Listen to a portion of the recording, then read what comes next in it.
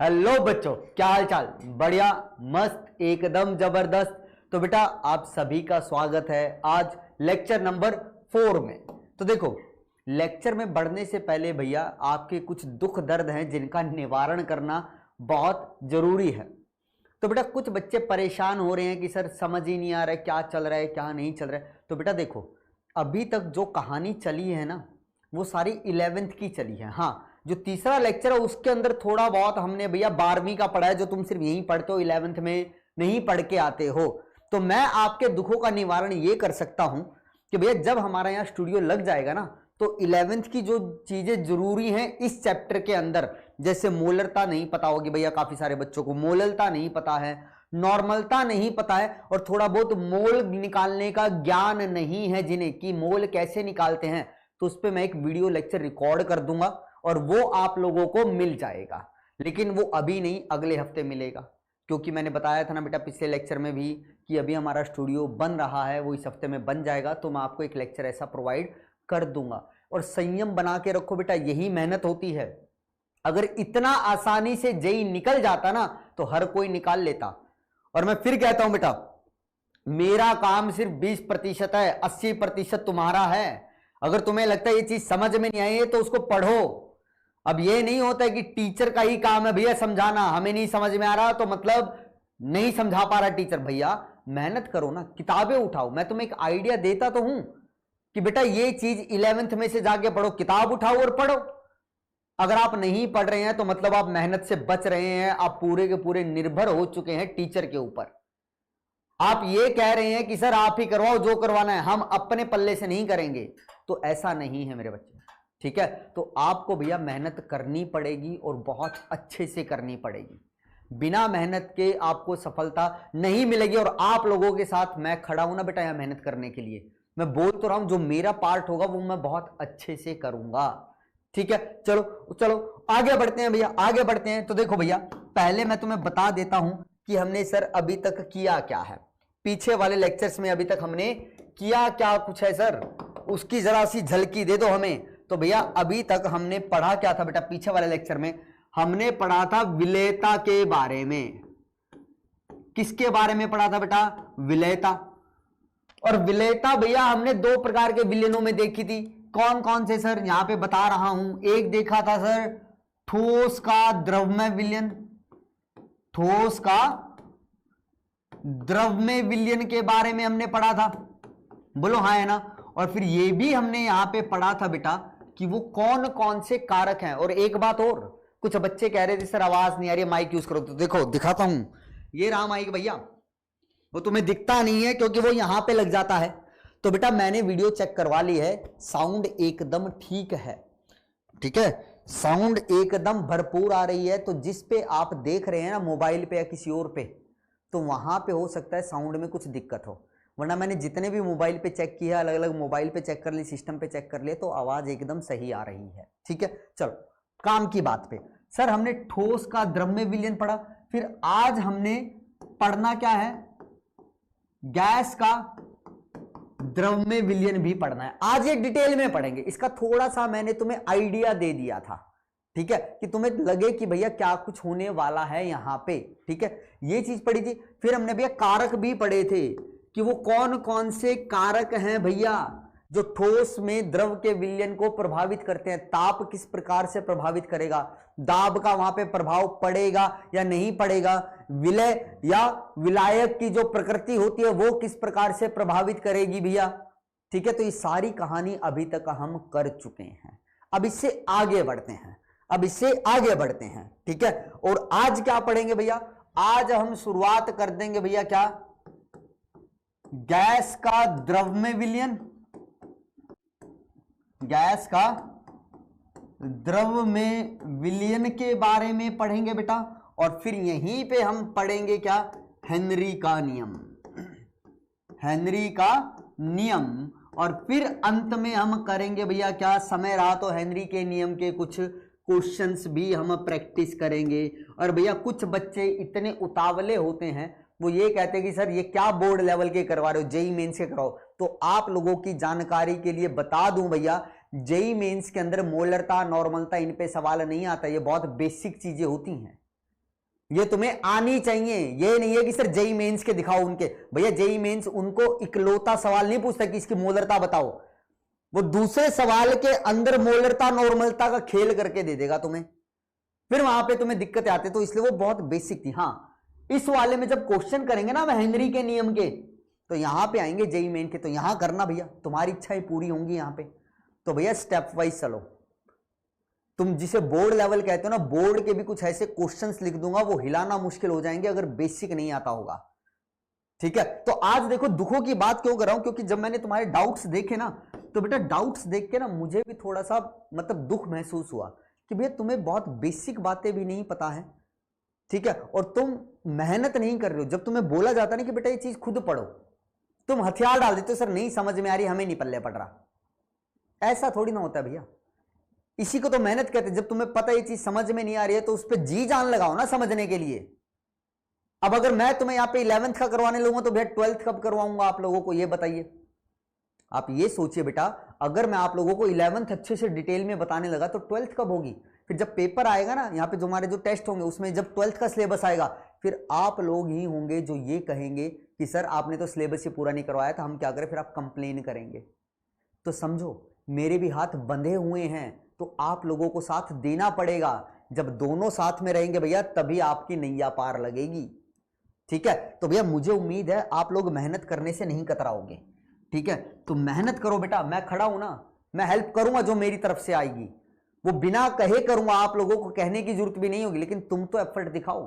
ठीक है, चलो जी चलो बढ़ते हैं भैया।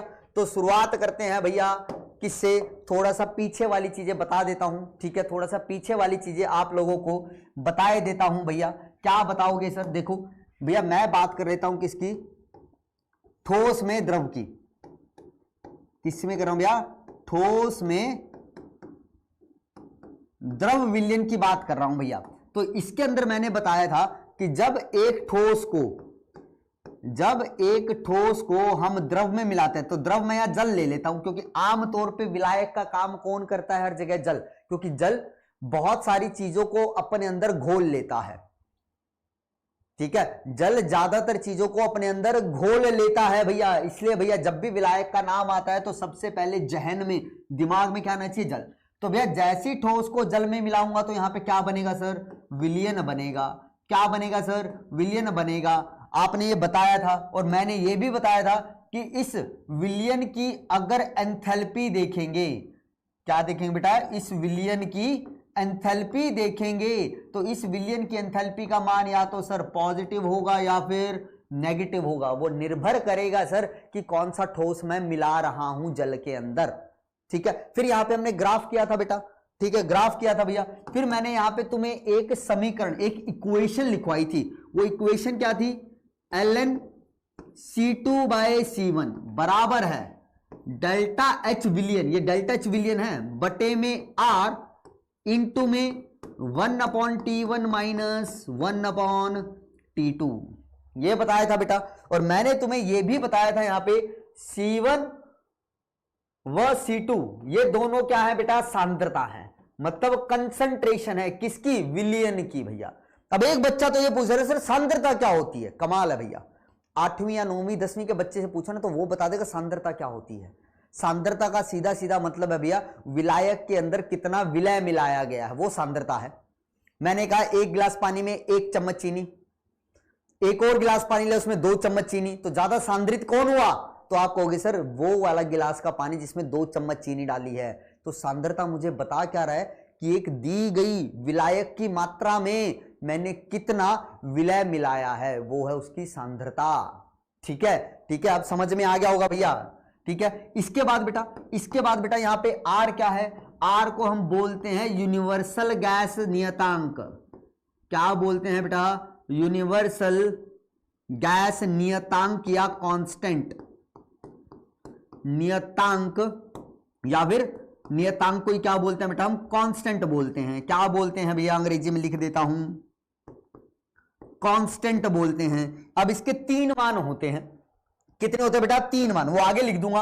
और T1 और T2 क्या है बेटा, यहां पे T1 व T2 क्या है बेटा, यहां पे तापमान है, तापमान है। और ये भी बताया था बेटा मैंने, C1 सांद्रता है T1 तापमान पे, C2 सांद्रता है T2 तापमान पे। ठीक है भैया, ठीक है। तो ये क्या बताता है बेटा, मुझे सांद्रता बताता है। क्या बताता है? सांद्रता। अब भैया देखो, सांद्रता कम या ज्यादा होगी वो किस पे निर्भर करेगा? विलेयता पे तो निर्भर करेगा। अगर एक विलायक के अंदर विलय मिल ही नहीं रहा है तो जो विलयन बनेगा वो ज्यादा सांद्रित होगा या कम सांद्रित होगा? आप बोलोगे कम, क्योंकि सर विलय मिला ही नहीं वहां पे। जब तक विलय विलायक में नहीं घुलेगा तब तक विलयन की भैया फॉर्मेशन, विलयन का क्या नहीं होगा बेटा? निर्माण नहीं होगा। तो ये जो सांद्रता यहां लिख रहा हूं ना, बेसिकली ये क्या बता रहा है बेटा? ये बता रहा है कि भैया वहां पे विलेयता कितनी है। सांद्रता अधिक है तो इसका मतलब विलेयता अधिक है भैया, इसीलिए वहां पे सांद्रित विलयन बन रहा है। ठीक है, ठीक है। अब R के मान देख लेते हैं भैया। R का जो मान होता है वो होता है 0.0821 होता है, एक होता है 8.314 होता है और एक होता है 2। अब इनकी इकाइयां तुम्हें याद होनी चाहिए। ऊपर वाले की है भैया लीटर एटमॉस्फेयर पर केल्विन पर मोल, इसकी है जूल पर केल्विन पर मोल, इसकी है कैलोरी पर केल्विन और पर मोल।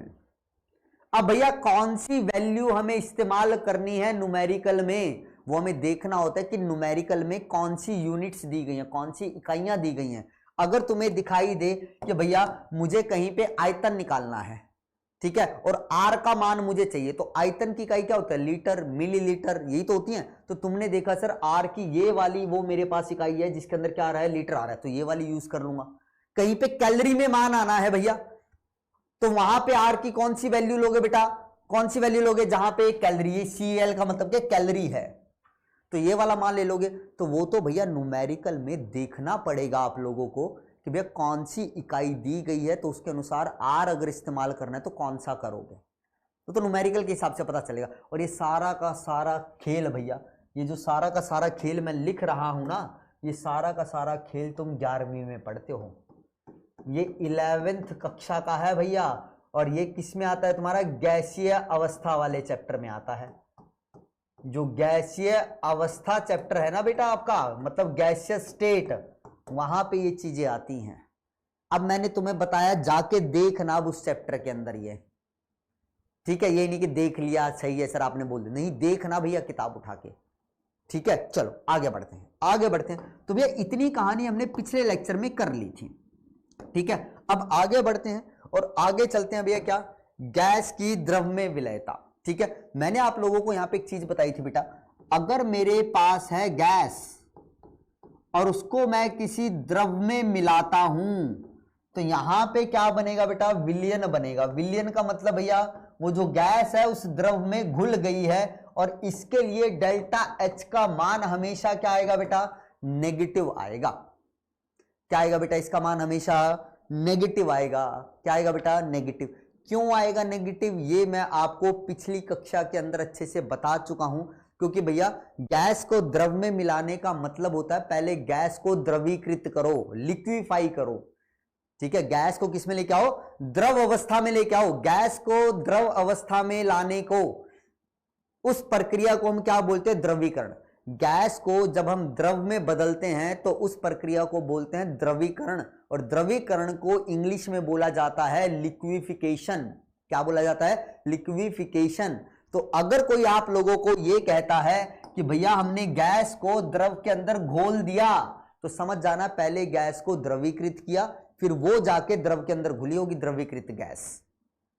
समझ रहे हो? अगर गैस को द्रवीकृत करना है तो मुझे क्या करना पड़ेगा? उसके अणुओं के मध्य आकर्षण लेके आना पड़ेगा, क्योंकि गैस के अणु होते हैं दूर दूर और द्रव के होते हैं भैया थोड़े पास पास। तो अगर दूर दूर वाले अणुओं को पास पास लेके आना है तो उनके बीच में आकर्षण पैदा करना पड़ेगा भैया। अब जितना अधिक आकर्षण होगा गैस के अणुओं में, भैया क्या बोल रहा हूं, जितना अधिक क्या होगा बेटा? आकर्षण होगा गैस के अणुओं में, उनका द्रवीकरण उतना आसान, और जो गैस जितना आसानी से द्रवीकृत हो जाएगी वो उतना आसानी से द्रव में घुल के विलयन बना लेगी। और मैंने ये भी कहा था कि भैया पूरी केमिस्ट्री के अंदर जहां पर भी आकर्षण आ जाता है वहां से ऊर्जा बाहर निकलती है, और जब किसी भी प्रक्रिया से ऊर्जा बाहर निकलेगी तो वहां पे जो एंथैल्पी का साइन होता है वो क्या होता है, नेगेटिव। ऊर्जा बाहर निकलने का मतलब भैया हमारे पास ये जो प्रक्रिया है वो कैसी बन गई, आप कहोगे सर ऊष्माक्षेपी बन गई है। ऊष्माक्षेपी को अंग्रेजी में बुलाते हैं एक्सोथर्मिक। तो एक्सोथर्मिक प्रक्रिया के लिए डेल्टा एच हमेशा नेगेटिव होता है। इसीलिए हमने क्या बोला था, अगर मैं चाहता हूं कि भैया गैस जो है, गैस क्या हो बेटा, ज्यादा से ज्यादा विलयशील हो, क्या हो बेटा, ज्यादा से ज्यादा विलयशील हो, तो उसके लिए हमें तापमान क्या करना पड़ता है, कम करना पड़ता है। ये भी मैंने आपको पिछले लेक्चर में बताया था भैया। ऊष्माक्षेपी प्रक्रियाओं को कौन सा तापमान फेवर करेगा, आप कहोगे सर कम तापमान।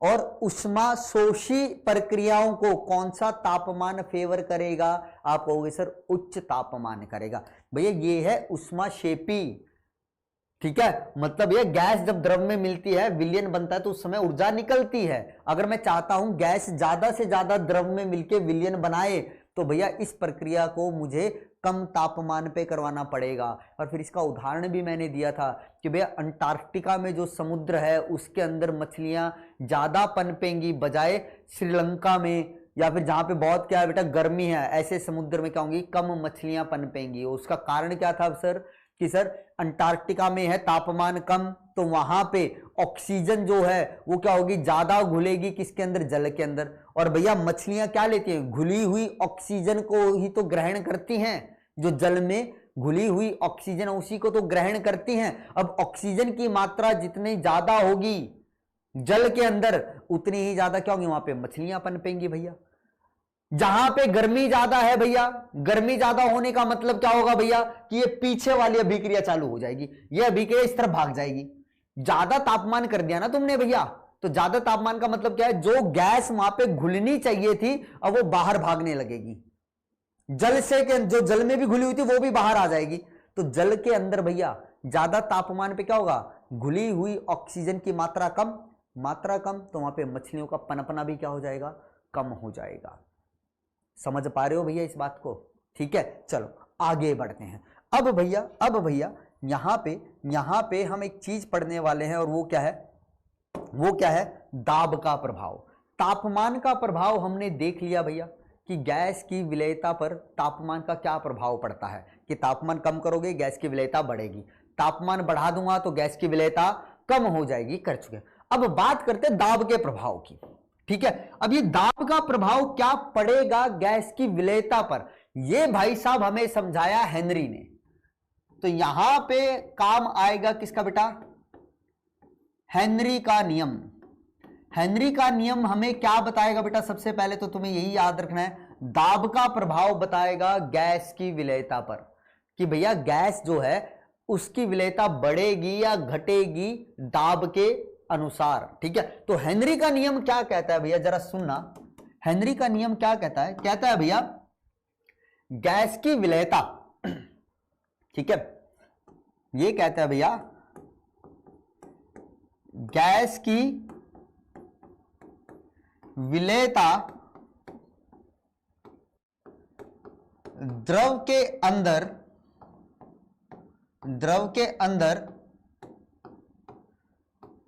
उसके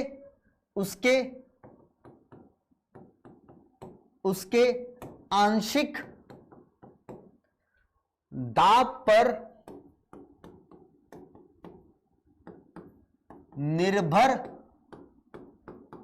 करेगा या करेगी। गैस की विलेयता द्रव के अंदर उसके आंशिक दाब पर निर्भर करेगा। उसका मतलब गैस के आंशिक दाब, किसके ऊपर भैया, गैस के। क्या बोल रहा हूं भैया, देखो गैस की जो विलेयता है द्रव के अंदर वो किस पे निर्भर करेगा, यहां पे लिखा उसकी की बजाय क्या लिखता हूं, गैस के आंशिक दाब पर निर्भर करेगा जो वह लगा रही है द्रव की सतह पर। समझना भैया, अब देखो ये मैंने तुम्हें यहां लिखवा दिया है, इसको लिखने की जरूरत नहीं है। पिछले लेक्चर में मैंने तुम्हारे लिए छोड़ दी ना कहानी, बस अब समझना, समझने पे ध्यान देना। वे समझ में आ गई, चीजें आसान हैं, ठीक है, इसलिए बोलता हूं समझने पे ध्यान लगाओ। हाँ, कुछ बच्चे तो भैया इस जद्दोजहद में भी है, सर नोट्स नहीं बनवा रहे आप। भैया यहाँ नोट्स बनाने आए हो अच्छे से या समझने आए हो? जेई ये नहीं देखेगा तुम्हें कि नोट्स कैसे बनाए हैं। अगर तुम्हें चीजें समझ में आ गई ना बेटा, तो तुम अपने आप ये चीजें लिख सकते हो। अब तुम बच्चे नहीं रहे हो, पहली बात तो 9वीं 10वीं में लिखवाया जाता है कि आप बेटा ऐसे लिखो, बेटा ऐसे लिखो। ये बात भैया इंग्लिश मीडियम वालों से सीखा करो ना। बड़ा तुम मुझसे तुलना करते हो ना, उनको ये मिलता है, उनको ये मिलता है। कभी इंग्लिश मीडियम वालों से पूछा कि तुम्हें नोट्स लिखवाए जाते हैं खुद से लिखते हो? तो उनसे पूछना भैया, ज्यादातर ये कहेंगे भैया हम बाद में खुद लिखते हैं। तो अच्छी चीजें नहीं सीखोगे, अच्छी चीजें सीखो बेटा। बड़े बच्चे हो गए हो, अभी तुम 9वीं 10वीं में 12वीं में आ गए हो, तो अभी भी अगर तुम टीचर के भरोसे बैठो कि नोट्स लिखवाओ, तो भैया तो मतलब तुम अभी बचपने से बाहर नहीं आए, बड़े हो गए हो। भैया जेई क्लियर हो गया, कॉलेज में चले गए, तो कॉलेज में वहां पे भी टीचर को ये कहो सर आप नोट्स नहीं बनवा रहे हो, वो कहेगा खड़ा हो क्लास से बाहर। यहां नोट्स बनाने आए हो, पढ़ने आए हो या सीखने आए हो? तो अपने माइंड को ऐसे ही बनाओ, ठीक है। और मुझे पता है भैया, हाँ एक बात और पक्का है भैया, कि हिंदी मीडियम का बच्चा ज्यादा मेहनती होगा इंग्लिश मीडियम वाले से, ये गारंटी मैं देता हूं, क्योंकि मैंने देखा है ना भैया, मैंने बच्चे पढ़ाए हैं। हिंदी मीडियम के बच्चे अगर निकल के आएंगे ना, तो ऐसे हीरे बच्चे निकल के आएंगे कि इंग्लिश मीडियम वाले भी कुछ नहीं कर पाते उनके सामने, क्योंकि वो मेहनती होते हैं, उन्हें मेहनत का तरीका पता। उन्हें एक बार बोल दिया कि बेटा ऐसे करना है, तो वो पता ही रहता है, हाँ गुरुजी आपने बोला तो ऐसा ही होगा और कल करके दिखा देंगे। हाँ गुरुजी ये नहीं आता, आपने ऐसा बोला यहां पढ़ के आना है, तो हम पढ़ के आएंगे। तो ऐसा होता है। इंग्लिश मीडियम वाले फिर भी थोड़ी सी नाफरमानी कर जाते हैं, लेकिन हिंदी मीडियम के बच्चे में ये सबसे अच्छी बात मानता हूं कि भैया वो मेहनत से नहीं कतराता। तो आप भी भैया उसी कैटेगरी में आओ, ठीक है। चलो चलो अब देखो भैया समझाता हूं। मैंने क्या कहा, मान लो मैंने एक पात्र लिया, इस पात्र के अंदर भैया मैंने जल ले लिया। क्या ले लिया भैया? आप कहोगे सर आपने ये कोई द्रव ले लिया है, जल ले लिया, कुछ भी लगा लो भैया, ये हरा हरा क्या है मेरे पास, यहाँ पे द्रव है, ठीक है। चलो चलो सर ले लिया ले लिया ले लिया। और इसके ऊपर, किसके ऊपर भैया?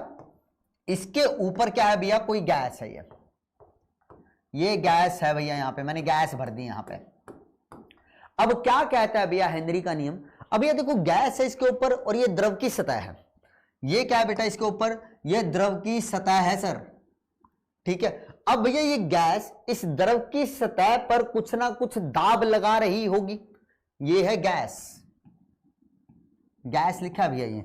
तो भैया ये जो गैस है इस द्रव की सतह पर कुछ ना कुछ क्या लगा रही होगी बेटा? दाब लगा रही होगी। उसी दाब को मैं क्या बोल रहा हूं बेटा? आंशिक दाब बोल रहा हूं गैस का, ठीक है। इस सतह के ऊपर ये जो गैस के अणु हैं इसके ऊपर कुछ दबाव लगाएंगे, उसी दबाव को हमने क्या बोला है? आंशिक दाब बोला है। क्या बोला है? आंशिक दाब बोला है। अब हेनरी का नियम क्या कहता है? हेनरी का नियम ये कहता है कि भैया ये गैस इस द्रव के अंदर कितना घुलेगी, कितना विलयशील होगी, ये किस बात पे निर्भर करेगा? सर ये इस बात पे निर्भर करेगा कि ये गैस जो है इस सतह के ऊपर कितना आंशिक दाब लगा रही है। तो भैया हम यहां पे ये लिखते हैं कि हेनरी नियम के अनुसार, सुनते हुए चलना, अब एकदम से बहुत सारी चीजें आएंगी, कान खोल के सुनना। जो हेनरी का नियम है इसके अनुसार हम क्या बोलते हैं? जो गैस की विलेयता है, विलेयता को मैं एस से दिखा रहा हूं, गैस की जो विलेयता है वो किस पे निर्भर करेगी बेटा? वो समानुपाती होगी गैस के आंशिक दाब के। समानुपाती का मतलब क्या बेटा? अगर गैस का आंशिक दाब ज्यादा होगा तो भैया गैस की विलेयता इस द्रव के अंदर भी क्या होगी? ज्यादा होगी सर। ऐसा क्यों सर? ये कौन सा तुक हुआ कि गैस का आंशिक दाब ज्यादा कर दो तो उसकी क्या होगी बेटा? विलेयता द्रव के अंदर ज्यादा हो जाएगी। तो इस बात को ऐसे समझो, इस बात को ऐसे समझो। देखो समझाने की कोशिश करता हूं और मुझे उम्मीद है तुम समझ भी जाओगे। भैया ऐसे समझो, तुमने एक मिट्टी की परत बिछा दी है इस तरीके से, मान लो ये एक मिट्टी की परत है ऐसे, ये सबसे ऊपर वाली परत है भैया, ये सबसे ऊपर वाली परत है। और तुमने कंचे खेले होंगे ना भैया सबने, कंचे कंचे। मैंने क्या किया भैया, यहां पे कंचों की एक परत बिछा दी इस तरीके से, ये कंचों की परत है। इन कंचों की परत को क्या मानो भैया, क्या मानोगे भैया तुम इन कंचों की परत को मानो गैस के अणु। ठीक, अब मैं क्या करता हूं भैया, अब मैं क्या कहता हूं, मैंने एक कंचों की परत लगा दी। अब मैंने कहा कि भैया ये बताओ, मैं ये जो कंचे यहां पे रखे हैं ना, कंचे तो सबको पता होगा ना भैया, खेलते हैं गांव में वो उंगलियों से एकदम खड़े खड़े, मजा आता होगा। मैंने तो खूब खेले भैया, खूब पिटाऊं इन चीजों के लिए, मैं खूब खेलाऊं खूब पिटाऊं भैया, पिताजी खूब मारते थे। हाँ चलो भैया आगे देखो। अब भैया मैं चाहता हूं ये जो कंचे हैं ना इस मिट्टी में धस जाएं, नीचे की तरफ चले जाएं। तो भैया कैसे जाएंगे, तुम कहोगे सर इनको ऊपर से दबाने लगो। ठीक है, अब इसका तरीका क्या अपना रहा हूं सुनना भैया, ये कंचों की परत थी, मैं चाहता हूं कि ये मिट्टी में क्या हो, नीचे की तरफ चले जाएं, धस जाएं, ऐसे नीचे की तरफ चले जाएं भैया इस तरीके से।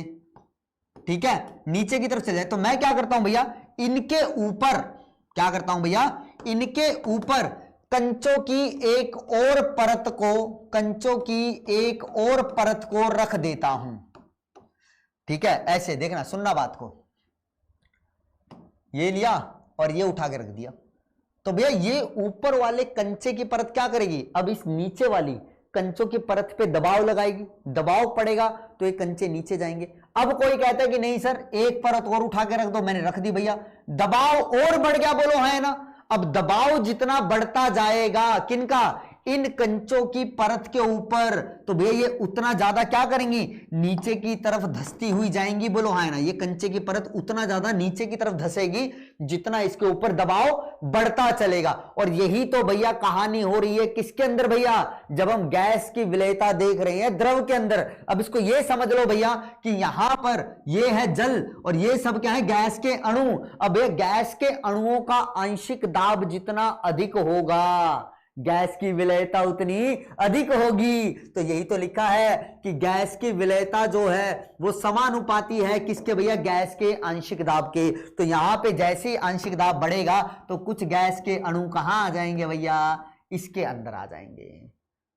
अब ये अणु इसके अंदर आ गए हैं तो मतलब क्या बेटा, अब यहां पे देखो दो घटक आ गए हैं, द्रव तो था ही, अब गैस के अणु भी यहां पे आ गए हैं। अब ये याद रखना भैया, यहां पे गैसीय अवस्था में नहीं है। कभी कहो सर गैसीय अवस्था में, भैया ये तो मैं दिखा रहा हूं, इतना तो समझ में आता ना, वो द्रवीकृत हुए होंगे दाब लगने से और फिर वो क्या हो गए होंगे, द्रवीकृत होने के बाद जल में मिल गए होंगे या उस द्रव में मिल गए होंगे।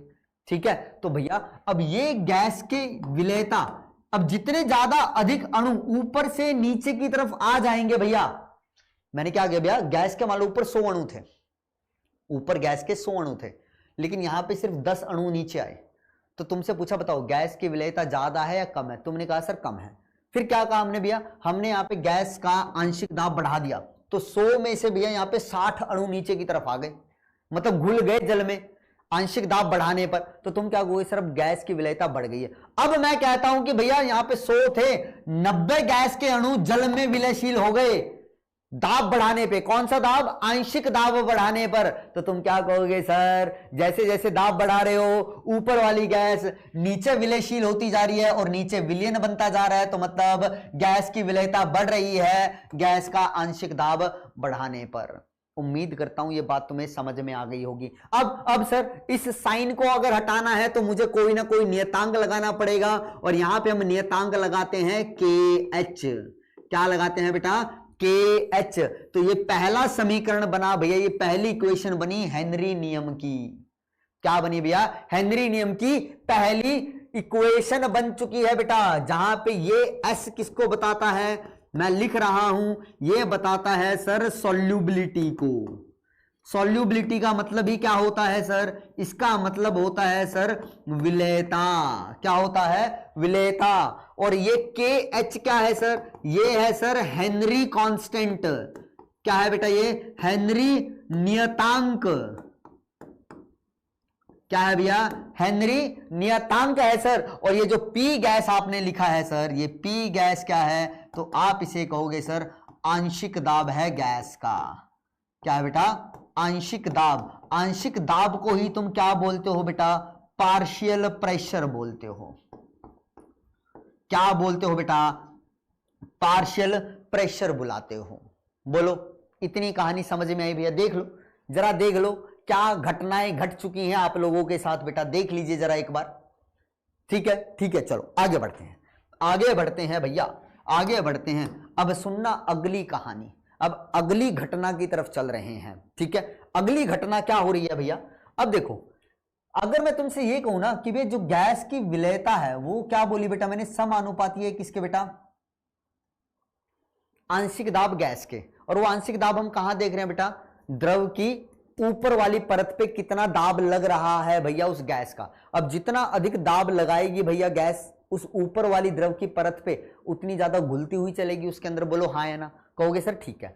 अब भैया अगर किसी ने तुमसे ये पूछा कि ये बताओ गैस की विलेयता का मापन किसके अंदर किया जाता है? गैस की विलेयता का मापन किसमें किया जाता है? जैसे देखो एक उदाहरण, क्वेश्चन नहीं समझ में आया तो इसको ऐसे समझो कि भैया मैंने कहा कि मैंने भैया जल के अंदर चीनी मिला दी, एक विलयन बन गया। तो मुझे बताओ, मुझे ये बताओ कि जो वहां पे जल बना है और जो विलयन बना है, उस विलयन के अंदर जो चीनी की मात्रा हमने घोली है उसका मापन कैसे करते हो? मतलब उसकी सांद्रता कैसे बताओगे तुम? तुमने कोई भी विलयन बनाया भैया, जल के अंदर ठोस मिलाया, ठीक है, तो उसका तुमसे ये पूछा जाए कि इस विलयन की सांद्रता बताओ, तो उसको किस में मापते हो? तो तुम्हारा जवाब होगा सर मोलैरिटी में माप लेते हैं, मतलब मोलरता में माप सकते हैं, मोललता में माप सकते हैं, नॉर्मलता में माप सकते हैं। ठीक है, अगर किसी विलयन की मोलरता तुम्हें दे रखी है, मैंने कहा एक विलयन है चीनी का जिसकी मोलरता है 3 मोलर, तो तुम क्या कहोगे? सर इसकी सांद्रता बता दी है हमें, एक है मेरे पास 2 मोलर का चीनी का विलयन, तो तुम क्या कहोगे? सर 3 मोलर वाला ज्यादा सांद्रित है, 2 मोलर वाला कम सांद्रित है। इसका मतलब 3 मोलर वाले के अंदर चीनी की विलेयता ज्यादा है, 2 मोलर वाले के अंदर चीनी की विलेयता कम है सर, इसीलिए वो कम सांद्रित बना है, ये ज्यादा सांद्रित है। तो मतलब तुम्हें विलेयता का पता चल रहा है ना भैया? तो यहीं पे मैं वो पूछना चाह रहा हूं, अगर तुमसे ये पूछे कि भैया हमारे पास सॉल्युबिलिटी मतलब जो गैस की विलेयता उसको किस में मापते हो, तो ये हमेशा याद रखना, दिमाग में बैठा लो, फिट कर लो भैया कि जो गैस की सांद्रता क्या होती है बेटा, विलेयता होती है ना, उसको हमेशा हम किस में मापते हैं? उसको हमेशा हम मापते हैं मोल प्रभाज में। किस में मापते हैं भैया? मोल प्रभाज। ये किसका मोल प्रभाज है भैया? गैस का है। अब भैया एक बात बताओ, विलेयता तुम देख कहां रहे हो? द्रव के अंदर देख रहे हो। क्या देख रहे हो भैया? द्रव। मैंने कहा इसके मैंने 100 अणु लिए थे, 100 में से 90 अणु कहां पे आ गए? द्रव में आ गए। तो विलेयता के लिए तुम किन अणुओं को देख रहे हो? ऊपर जो 10 अणु बच गए या नीचे जो 90 अणु आ चुके हैं? भैया अब कुछ बच्चे तो डाउट ये भी पूछ रहे हैं तुम में से कि सर आपने 100 अणु ही क्यों लिए? भैया उदाहरण ले रहा हूं ना, जैसे पीछे एक उदाहरण ले लेते हैं मैंने, 100 ग्राम जल के अंदर 30 ग्राम चीनी। बच्चों के ये भी डाउट आ गई सर 30 ग्राम चीनी ही क्यों? ये 30 ग्राम चीनी कहां से आ गई? तो मतलब बेटा तुम लेक्चर ध्यान से नहीं सुन रहे हो, लेक्चर ध्यान से सुनो, मैं उदाहरण ले रहा हूं। तो जल्दी बताओ भैया, जो विलेयता है वो कौन बता रहा है भैया? वो अणु बता रहे हैं जो कहां पे आ चुके हैं? द्रव के अंदर आ चुके हैं। किस में आ चुके हैं भैया? द्रव के अंदर आ चुके हैं। तो भैया इसको आगे बता रहा हूं, देखो इधर लिख रहा हूं, इधर लिख रहा हूं, यहां पे दोबारा से कहानी कर रहा हूं भैया जरा समझना, जरा समझना भैया। यहां पे फिर से हमने एक क्या लिया? आप कहोगे सर आपने फिर से यहां पे एक द्रव लिया और उसके उस पात्र में हमने और क्या भर दिया? आप कहोगे सर इस पात्र में आपने फिर से एक गैस भर दी। अब ये गैस क्या कर रही होगी सर? कुछ ना कुछ दबाव लगा रही होगी और उसी दबाव को हम क्या कह रहे, सॉरी, उसी दबाव को हम क्या कह रहे हैं सर? आंशिक दाब कह रहे हैं। अब सर दबाव लगा तो क्या होगा सर? ऊपर वाली कुछ गैस नीचे अंदर आ जाएगी और वो घुल जाएगी इसके अंदर आके। ठीक है, अब जल्दी बताओ भैया, अब नीचे क्या बन चुका है? अब कहोगे सर अब ये जो नीचे बना है ना, अब ये बन चुका है विलयन। क्या बन चुका है बेटा? विलयन बन चुका है। अब भैया इस विलयन के अंदर 2 घटक हैं, 2 घटक हैं, कौन कौन से सर? एक तो द्रव उपस्थित है यहां पे और इसके अंदर जो गैस घुल गई है आके, यही तो होंगे। बोलो इस विलयन में अब 2 घटक है ना भैया, कौन कौन से? एक तो ये द्रव तो है ही और दूसरा ऊपर से कुछ गैस इसमें विलयशील भी तो हो गई है। तो जल्दी से बताओ भैया, इस विलयन के अंदर अगर मैं आपसे पूछता हूं कि भैया गैस का मोल प्रभाज बताओ, तो गैस का मोल प्रभाज लेने के लिए सुनना जरा बात को, तुम भैया इस विलियन के अंदर जो गैस के मोल हैं उनको लोगे या ऊपर जो गैस बची है उनके मोल लोगे? भैया दो जगह गैस उपस्थित है, अब तो कुछ गैस ऊपर रहेगी, सारी की सारी नहीं घुली। जैसे बोला था ना 100 अणु थे, 90 नीचे आ गए, 10 ऊपर आ गए, तो मतलब ऊपर भी कुछ ना कुछ मोल होंगे गैस के और नीचे भी कुछ ना कुछ मोल होंगे गैस के। भैया अब मैंने कहा भैया गैस का क्या निकालो, मोल प्रभाज निकालो। तो भैया ये मोल प्रभाज मैं कहां पूछ रहा हूं तुमसे? विलियन में पूछ रहा हूं। विलियन में पूछ रहा हूं तो मोल भी कौन से लूंगा भैया? गैस के जो विलियन में उपस्थित होंगे। तो इसका मतलब ये जो हम मोल प्रभाज निकाल रहे हैं ना भैया विलियन में गैस का, जो ये मोल प्रभाज हम गैस का निकाल रहे हैं, ये कहां पे निकाल रहे हैं? विलियन में निकाल रहे हैं, ना कि ऊपर जो गैस बची है उसके अंदर निकाल रहे हैं। समझ रहे हो भैया? ऊपर तो मोल प्रभाज क्या ही निकालोगे, ऊपर तो कोई दूसरा घटक है ही नहीं। समझ रहे हो ना भैया? ठीक है, तो तुम्हें याद क्या रखना मेरे बच्चे कि ये जो मैंने मोल प्रभाज लिखा है ना, ये मोल प्रभाज हम कहां पे देख रहे हैं? गैस का विलियन में देख रहे हैं सर। बोलो, ये बात समझ में आई? विलियन में देख रहे हैं। तो भैया देखो, अब दूसरे तरीके से हेनरी नियम को परिभाषित कर रहा हूं। ये तो पहली परिभाषा थी कि भैया जो गैस की विलेयता होती है किसी भी द्रव के अंदर, वो समानुपाती होती है उस गैस के आंशिक दाब के। तो ये चीज बनी। अब दूसरा क्या बोल रहा हूं बेटा? किसी भी गैस का जो मोल प्रभाज है, ठीक है, तो लिख रहा हूं, देखो गैस का विलियन में मोल प्रभाज, विलियन में मोल प्रभाज गैस के किसके भैया? गैस के क्या? आंशिक दाब के क्या होता है बेटा? समानुपाती होता है। क्या होता है बेटा? समानुपाती होता है। कि भैया गैस का मोल प्रभाज कहां पे निकाल रहा हूं बेटा? मोल प्रभाज विलियन के अंदर। अब मैंने कहा कि इस विलियन के अंदर गैस का मोल प्रभाज ज्यादा है, तो इसका मतलब क्या हुआ कि भैया गैस के ज्यादातर कहां पे अणु आ चुके हैं? यहां पे। क्यों आ चुके हैं सर? क्योंकि सर यहां पे दाब अधिक लगा तो यहां पे गैस के अणुओं की संख्या बढ़ गई। गैस के अणुओं की संख्या बढ़ने का मतलब भैया द्रव के अंदर गैस क्या होगी? ज्यादा विलयशील होगी। अगर गैस ज्यादा विलयशील हुई है भैया तो जल्दी बताओ विलियन के अंदर गैस के मोलों की संख्या क्या होगी? ज्यादा होगी सर, क्योंकि ज्यादा गैस वहां नीचे आ गई है ना भैया। अगर गैस के मोलों की संख्या अधिक तो इसका मतलब क्या है सर? उसका मोल प्रभाज भी तो ज्यादा हो जाएगा। बोलो हाँ या ना? तो हम सीधा सीधा क्या बोल रहे हैं भैया? गैस की विलेयता को हमेशा गैस के मोल प्रभाज के रूप में मापा जाता है। और वो मोल प्रभाज हम कहां गणना करते हैं? उस मोल प्रभाज की विलियन के अंदर करते हैं। तो याद रखिएगा भैया, यहां से दूसरी स्टेटमेंट है कि भैया गैस का जो मोल प्रभाज है वो समानुपाती है भैया गैस के आंशिक दाब के।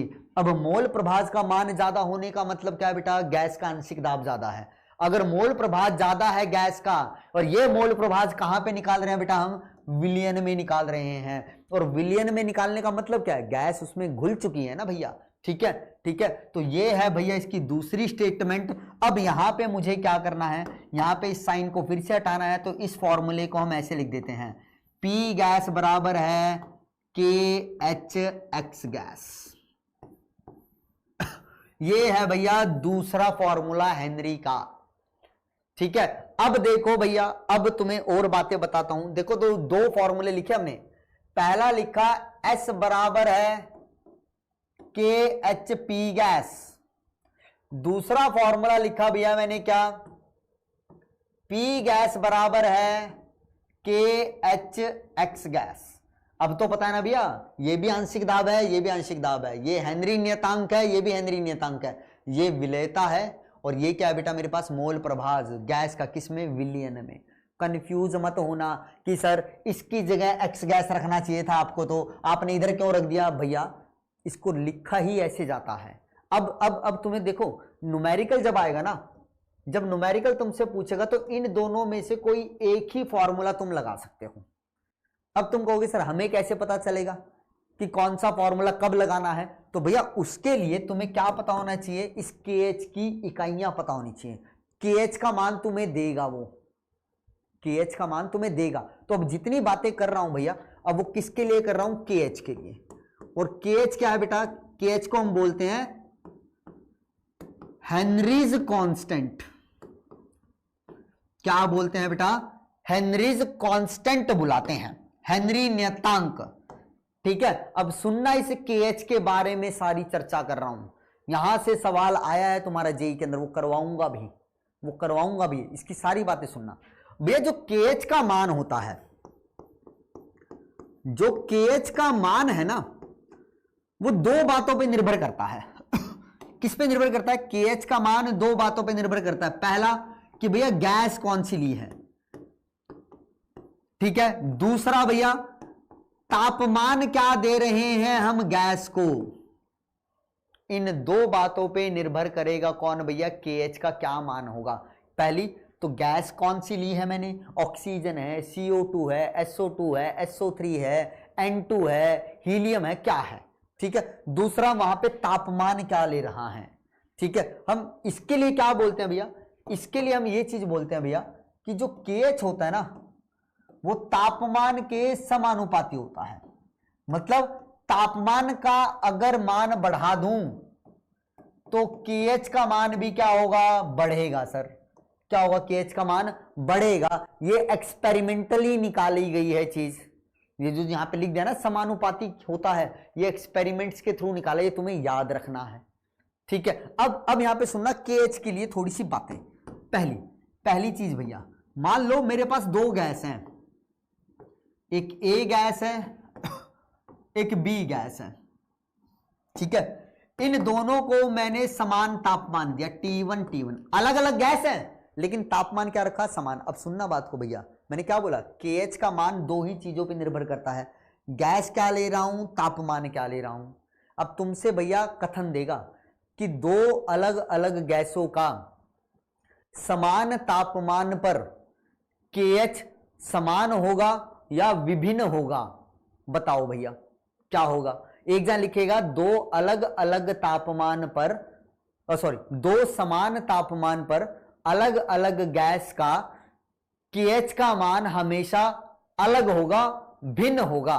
ये कथन सही है या गलत है। अब ऐसे सवाल तुमसे पूछे जा सकते हैं, तो याद रखना भैया, दो अलग अलग गैस हैं और उनका तापमान मैंने समान कर दिया, तो हम क्या बोलेंगे, वहां पे जो KH का मान है, KH का मान अब क्या हो सकता है यहां पे बेटा, KH का मान समान भी हो सकता है और विभिन्न भी हो सकता है, ठीक है। मतलब समान का मतलब सेम भी हो सकता है बेटा, और विभिन्न का मतलब डिफरेंट भी हो सकता है। साफ साफ लिख देता हूं भैया, वरना इस पे भी चिल्लाएंगे कुछ बच्चे कि सर जी राइटिंग सुधारो अपनी, बहुत गंदी राइटिंग लिखते हो। कहने का मतलब भैया, दो अलग अलग गैसें हैं, अगर उनका मैं तापमान समान कर दूं तो उनका KH का मान समान भी हो सकता है और विभिन्न भी हो सकता है। अब अगर किसी ने यह कथन बोला ना भैया, दो अलग अलग गैसों के लिए समान तापमान पर KH का मान हमेशा विभिन्न होगा, तो यह कथन गलत है। अगर किसी ने यह बोला भैया, दो अलग अलग गैसों के लिए समान तापमान पर KH का मान हमेशा समान होगा, तो यह कथन भी गलत है। अगर किसी ने यह बोला कि भैया दो अलग अलग गैस हैं सर, दोनों का तापमान समान है सर, तो उनका KH का मान समान भी हो सकता है, विभिन्न भी हो सकता है, तो यह कथन सही है, एकदम सत्य है। समझ पाई इस बात को, पहली चीज। दूसरी चीज बताओ सर, सही है सर, समझ में तो आ रही है, ठीक है। दूसरा भैया, फिर मैंने क्या किया, मान लो मैंने लिया A गैस, ठीक है, इधर भी वही गैस ले ली भैया मैंने, लेकिन अब तापमान एक ही गैस का मैंने अलग अलग तापमान ले लिया।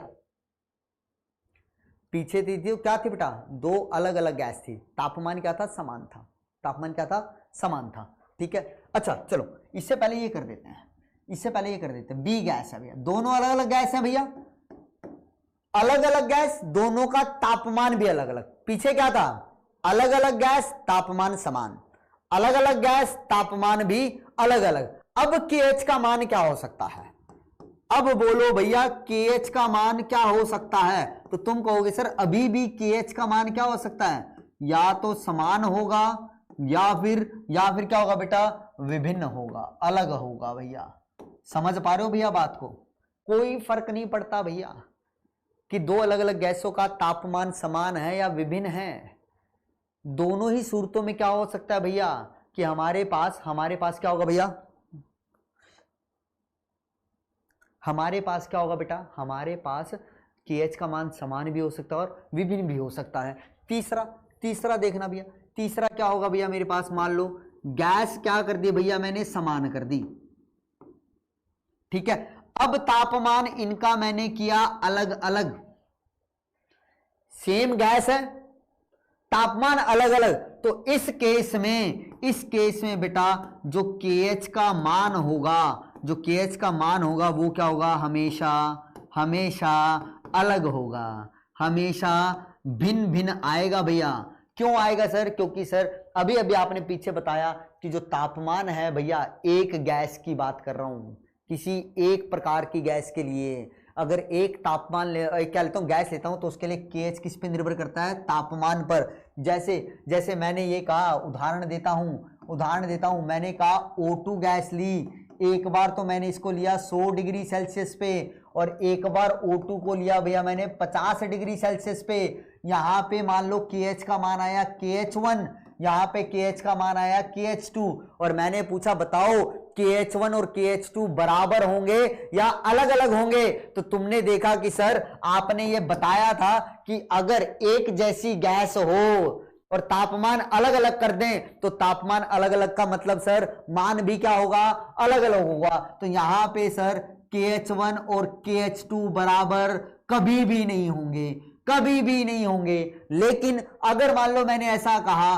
कि एक O2 है सर, इसको मैंने 100 डिग्री सेल्सियस दिया, एक N2 गैस है सर, इसको भी मैंने 100 डिग्री सेल्सियस दिया, इसका भी मान लिया क्या आ रहा है? KH1, इसका क्या आ रहा है बेटा? हेनरी नियतांक KH2। तो बताओ KH1 और KH2 में क्या होगा भैया? तो तुम कहोगे सर अब अलग अलग गैस है सर और तापमान क्या है? समान है। तो सर आपने ही बताया है अगर अलग अलग गैस हो, तापमान समान हो तो KH का मान समान भी हो सकता है, विभिन्न भी हो सकता है। तो यहां पे जो KH1 है ना भैया, KH1 बराबर भी हो सकता है KH2 के, और KH1 है वो क्या पता बराबर भी ना हो KH2 के। भैया ये सारी चीजें एक्सपेरिमेंटल निकाली गई हैं, ये जो चीजें तुम्हें बोल रहा हूं ना, ये एक्सपेरिमेंटल रिजल्ट्स मिले हैं, ये बातें याद रखना। तो ये तीन चीजें समझ में आई? हाँ सर समझ में आई। अब बात करते हैं इकाई की। किसकी करते हैं भैया? इकाई की। ये क्या भैया? अच्छा ये इधर आ गया, इसको हम लगा देते हैं यहां, ठीक है। अब इकाई की बातें करते हैं कि KH की इकाई कैसे निकालोगे। तो देखो दो फॉर्मूले हैं, एक पड़ा S बराबर है KH P गैस। यहां से अगर मैं KH का मान निकालूं तो क्या आएगा बेटा? S बराबर है KH बराबर है S अपॉन में P गैस आ जाएगा, बोलो है ना। अब जल्दी बताओ भैया P गैस क्या है? आप कहोगे सर आंशिक दाब है, दबाव है सर, प्रेशर है। और प्रेशर की इकाई क्या होती है? आपको सर प्रेशर की इकाई जो होती है, प्रेशर की हमारे पास जो इकाइयां होती हैं सर बहुत सारी हैं सर। प्रेशर को हम सर ATM में भी माप सकते हैं, प्रेशर को हम बार में भी माप सकते हैं, प्रेशर को हम पास्कल में भी माप सकते हैं सर, ठीक है। ये सारी किसकी इकाइयां भैया? प्रेशर की हैं, ठीक है। ज्यादातर कौन सी यूज की जाती है? ATM।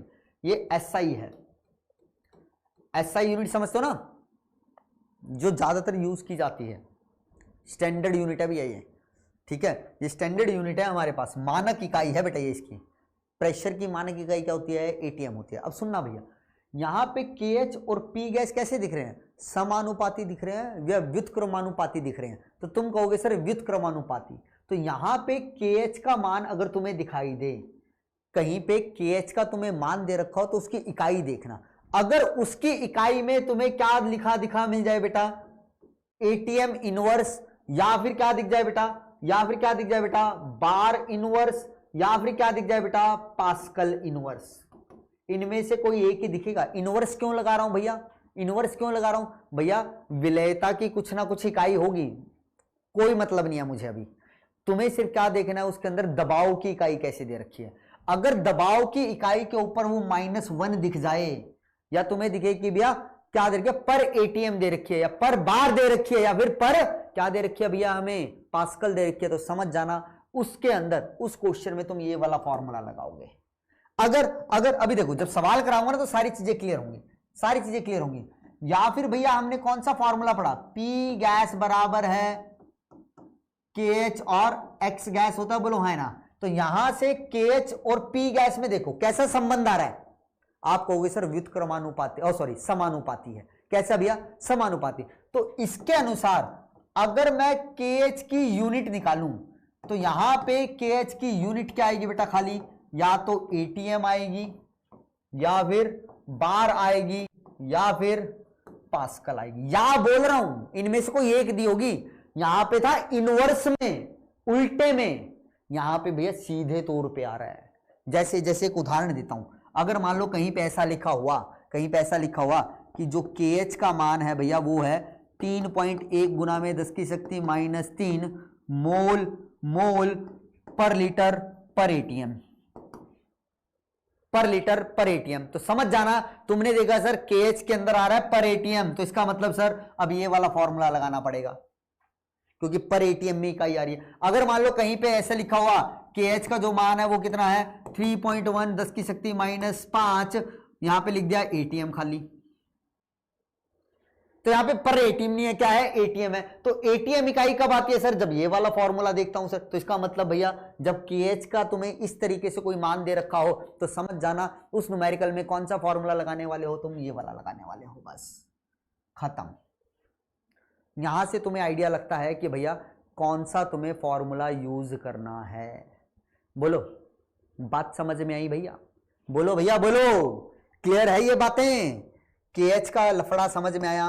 अब भैया तुम्हें ये चीजें तो याद हो गई होंगी, ठीक है, एक बार रीडिंग करवा देता हूं। द्रव में गैस की विलेयता विलयन या द्रव की सतह पर उपस्थित गैस के आंशिक दाब के समानुपाती होता है, यही तो बताया, ठीक है। अगला क्या कहता है, विलयन में गैस का मोल प्रभाव, ये दूसरी डेफिनेशन है इसकी, दूसरी डेफिनेशन है, विलयन में गैस का मोल प्रभाव विलयन की सतह पर गैस के आंशिक दाब के समानुपाती होता है। यहां तो क्या लिखा बेटा, S समानुपाती है P गैस के, ये विलेयता है। और यहां क्या बोल रहा हूं बेटा, विलयन में गैस का जो मोल प्रभाव है वो समानुपाती है किसके बेटा, गैस के आंशिक दाब के।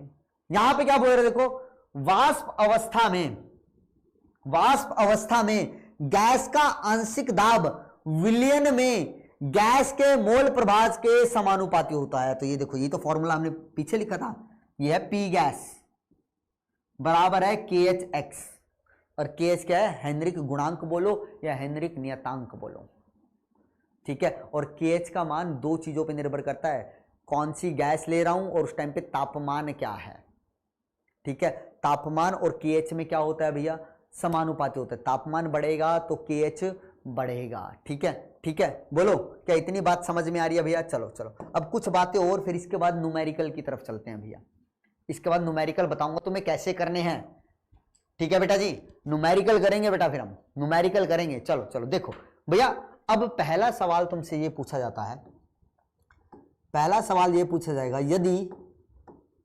यदि KH का मान, ऐसा पूछा है, यदि ताप बढ़ेगा, पहली चीज, यदि ताप बढ़ेगा तो जल्दी बताना भैया, गैस की विलेयता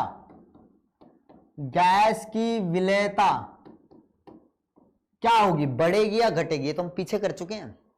आप कहोगे सर आपने ही बताया था कि गैस की जो विलेयता होती है वो कम तापमान पे ज्यादा होगी, और तापमान बढ़ाऊंगा तो क्या हो जाएगी, गैस की विलेयता कम हो जाएगी। तो क्या बोला बेटा, यदि ताप बढ़ेगा तो गैस की विलेयता क्या होगी, गैस की विलेयता कम होगी। क्या होगी बेटा, गैस की विलेयता कम होगी। कहता चलो ठीक है सर, लेकिन ऐसा हुआ क्यों? अब देखो, इसको मैथमेटिक्स से समझा रहा हूं, मैथ्स से बता रहा हूं भैया। तुमने ये फॉर्मूला पढ़ा भैया कि जो P बराबर होता है वो किसके बराबर होता है? KH x के बराबर होता है। ये हेनरी के अनुसार है, बोलो हाँ है ना? अब मैंने कहा भैया यहां से KH किसके बराबर आ गया? P अपॉन में x गैस के, ये x गैस ही तो था। अब कहोगे सर ये x गैस क्या है? यहां पे आपसे कोई पूछे तो क्या बोले सर? या आप कहोगे सर ये x गैस क्या है? विलियन में गैस का मोल प्रभाज। क्या बोलोगे? विलियन में गैस का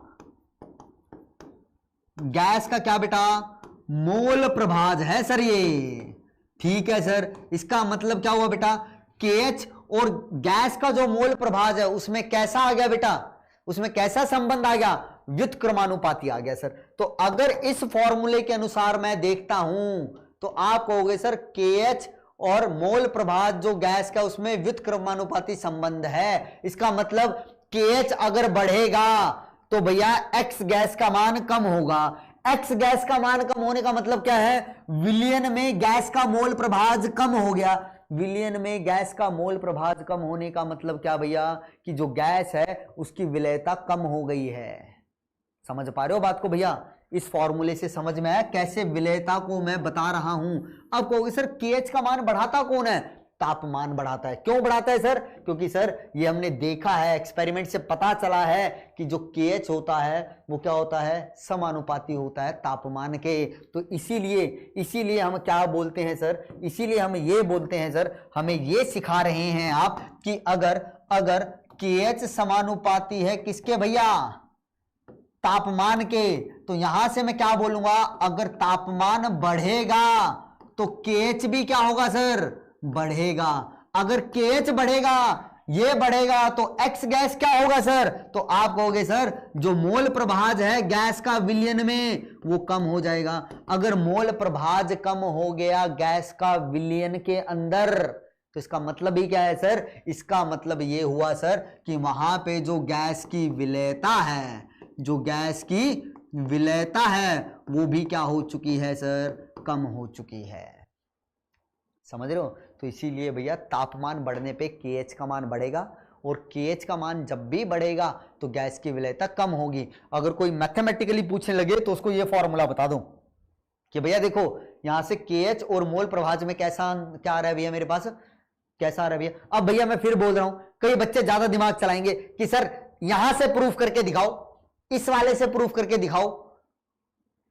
भैया देखो तुम्हें बहुत क्या कहते हैं ना ऊपरी सतह से पढ़ाया जा रहा है सिर्फ। हेनरी ला बहुत बड़ा और डीप है। जेई में जितना पूछा जा रहा है ना उतना तुम्हें बताया जा रहा है। तो इसमें ज्यादा दिमाग मत लगाना बेटा कि नहीं सर इससे प्रूफ क्यों नहीं किया, इससे तो ये आता।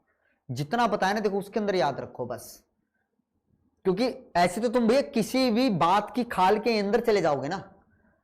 अभी तुम्हें अपनी एनर्जी वहां लगानी है जहां काम की है, जहां पे तुम्हें होगा ना। यहाँ पे मैं तुम्हें बोल बेटा यहाँ पे कुछ मर्जी सोचो तुम, ये यहाँ पे पूरा डिटेल में पूछा था, मैं डिटेल में बताऊंगा।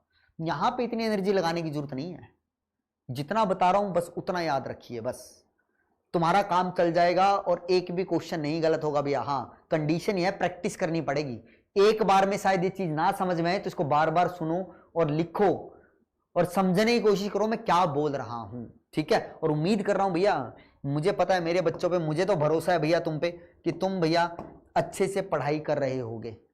ठीक है? तुम अपनी पूरी जी जान लगा रहे हो। ये स्टार्टिंग का चाव नहीं होना चाहिए, ये भैया पूरा साल हमें मेहनत करनी है। ठीक है? ताकि अगली बार जब रिजल्ट आए ना तो तुम्हें बुलाया जाए तुम में से कि बेटा आ जाओ, रिजल्ट को सेलिब्रेट करेंगे।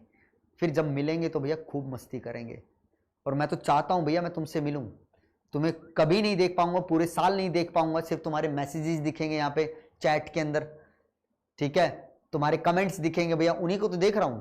रूबरू तो कब होंगे भैया? जब रिजल्ट आएगा। और उस दिन खुशी होती है ये देख के कि हाँ भैया ये है वो बच्चा जो स्क्रीन के पीछे बैठ के पढ़ रहा होता था, इसने मेहनत की है, आज ये आया, इसने अपना मुकाम हासिल कर लिया है भैया। तो वहां पे एक टीचर को खुशी होती है भैया, फिर आता है मजा। ठीक है? और यही होता है भैया जज्बा। ठीक, चलो आगे बढ़ते हैं। अब भैया न्यूमेरिकल पे चलते हैं। अब इसके तुम्हें न्यूमेरिकल बताता हूं। अच्छा एक न्यूमेरिकल मैं तुम्हें पहले बता देता हूं इसका कि मान लो कैसे बताऊं? हाँ चलो, पहले एक सिंपल सा न्यूमेरिकल करते हैं। क्वेश्चन दे रहा हूं भैया। हमारे पास एक इथेन गैस है। कौन सी गैस है भैया? इथेन गैस है भैया। इथेन का सूत्र क्या होता है? तुम कहोगे सर इसका सूत्र होता है C2H6। ये इथेन गैस का सूत्र होता है। इथेन गैस का तुम्हें ये बता दिया, इथेन गैस का जब आंशिक दाब P1 क्या बेटा? आंशिक दाब है इथेन गैस का। जब इथेन गैस का आंशिक दाब है भैया कितना? 250 ATM। कितना भैया? 250 ATM। तो विलियन के अंदर, ठीक है, इथेन गैस का आंशिक दाब है 250 ATM। लिख लेना भैया सारी ये चीजें मैं जो बोल रहा हूं, ठीक है? स्टेटमेंट लिख लेना, मैं सीधा सीधा क्वेश्चन लिख रहा हूं, स्टेटमेंट लिख लेना आगे, ठीक है? क्या बोला बेटा? इथेन गैस का जब आंशिक दाब है 250 ATM, तब विलियन में उसका भार है, विलियन के अंदर बता रहा हूं भैया गैस का कितना भार है, वो है भैया कितना? वो है 6.25 गुना में 10 की शक्ति 3 ग्राम, सॉरी 10 की शक्ति -3 ग्राम है। फिर कहता है भैया जब अगर इथेन का आंशिक दाब कितना कर दिया जाए बेटा? 500 ATM कर दिया जाए, तो बताओ भैया विलियन में उसका कितना भार उपस्थित होगा? सवाल बता रहा हूं, क्या बोला भैया? अब देखो इसका मतलब क्या है, समझना पहले इन चीजों को। भैया पात्र लिया, पात्र के अंदर क्या लिया भैया हमने? पात्र के अंदर हमने क्या लिया भैया? जल लिया। अब इस जल के अंदर किसको घोलना है भैया? मुझे इथेन गैस को घोलना है। किसको घोलना है भैया? इथेन गैस को। और ये इथेन गैस कहां उपस्थित है भैया? यहां पे ऊपर उपस्थित है। अब कहता है भैया अगर इस गैस का, इस इथेन गैस का आंशिक दाब है 250 ATM, उस टाइम पे भैया जब इसका आंशिक दाब 250 ATM होगा तो भैया क्या होगा? कुछ ना कुछ इसके जो अणु हैं इस विलियन में मिल जाएंगे। अब गैस जब इसके अंदर मिली है भैया, तो जो गैस घुल गई है ना उस जल के अंदर, तो घुली हुई गैस का जो भार है वो कितना है बेटा? 6.25 गुना में 10 की घात -3 ग्राम है। तो ये जो भार है ये कहां पे आ रहा है बेटा? गैस का, जो गैस यहां पे घुल चुकी है उसका, ठीक है? अब क्या कहता है कि अगर मैं आंशिक दाब बढ़ा दूं, 250 से कितना कर दूं? 500 ATM कर दूं, तो बताओ भैया अब जो गैस घुलेगी उस जल के अंदर उसका भार कितना होगा? मतलब उस गैस का कितना भार उपस्थित होगा इस आंशिक दाब पर? अब इतना तो तुम्हें समझ में आ रहा होगा भैया, ये तो मैंने बताया था ना, आंशिक दाब अगर बढ़ता है तो जल्दी बताओ गैस की विलेयता बढ़ेगी। गैस की विलेयता अगर बढ़ेगी तो इसका मतलब भैया विलियन के अंदर जो घुली हुई गैस है उसका भार भी क्या होगा? बढ़ेगा। तो अब इतना तो समझ में आता है ना कि भैया जो भार आएगा इससे अधिक आएगा। अब 4 ऑप्शन दिए होंगे, तुम एक आइडिया लगा सकते हो कि भैया इससे ज्यादा भार आना चाहिए। अब जो इससे छोटा भार होगा, इससे कम भार होगा, वो तो ऑप्शन गलत ही हो जाएगा। बोलो हाँ है ना? अब तुम्हें बता रहा हूं क्वेश्चन को करना कैसे है, ठीक है? इतना समझ में आता है ना सर कि आंशिक दाब बढ़ेगा तो सर इससे ज्यादा गैस घुलेगी, और ज्यादा गैस घुलेगी तो इसका मतलब सर घुली हुई गैस का भार भी क्या होगा? ज्यादा होगा। अब सर ये चीज मुझे निकालनी है, ये चीज मुझे निकालनी है, तो मैं सीधा सीधा कहता हूं इस W1 को क्या मान लूं भैया? मैं घुली हुई गैस का भार मान लूं। घुली हुई गैस का मतलब विलयशील जो गैस है उसका भार है, तो विलयता ही मान लूं इसको। बोलो है ना? इसको विलयता ही मान लूं कि भैया P1 के ऊपर इतनी विलयता है, P2 आंशिक दाब पे बताओ कितनी होगी। तो भैया देखो पहला फॉर्मूला क्या था मेरे पास? S बराबर है KHP गैस, ठीक है? मान लो मुझे S1 का मान दे दिया कितना बेटा? 6.25 गुना में 10 की घात -3। अब कंफ्यूज मत करना, कुछ बच्चे तो चिल्लाएंगे, सुनते ही नहीं है भैया। कुछ बच्चे तो चिल्लाएंगे कमेंट में कि सर आपने यहाँ W1 लिखा उसको S1 क्यों ले लिया? भैया ये किसका भार है? घुली हुई गैस का है। घुली हुई गैस का मतलब जो विलयशील हो गए हैं, तो मैंने इसको सीधा सीधा क्या बोल दिया कि भैया मैं इसको मान लेता हूं ये विलयशील गैस का भार है, तो S1 से दिखा रहा हूं फॉर्मूले में समझाने के लिए, ठीक है? ये है भैया।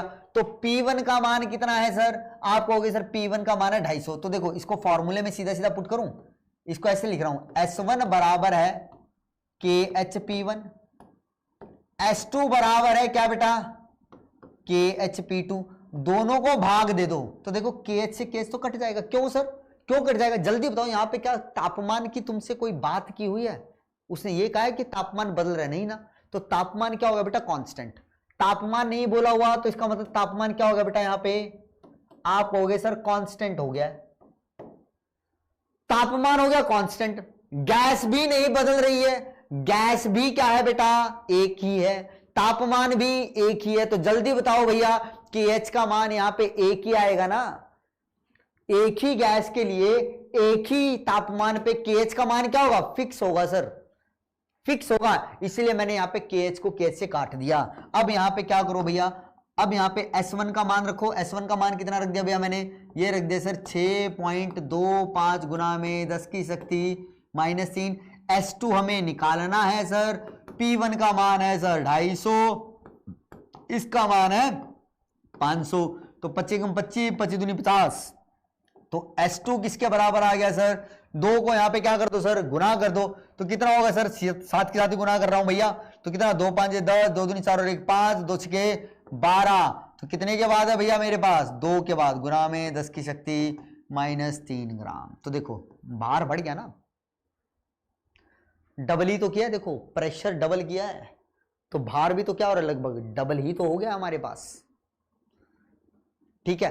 अब कोई ये कहे कि नहीं सर हम ये वाला फॉर्मूला नहीं लगाएंगे, हम तो दूसरे वाला फॉर्मूला लगाएंगे, तो वो लगा लो भैया, तब भी आंसर सेम आएगा, तब भी आएगा। दूसरा फॉर्मूला क्या था? आप कहोगे सर PKH एक्स गैस के बराबर है।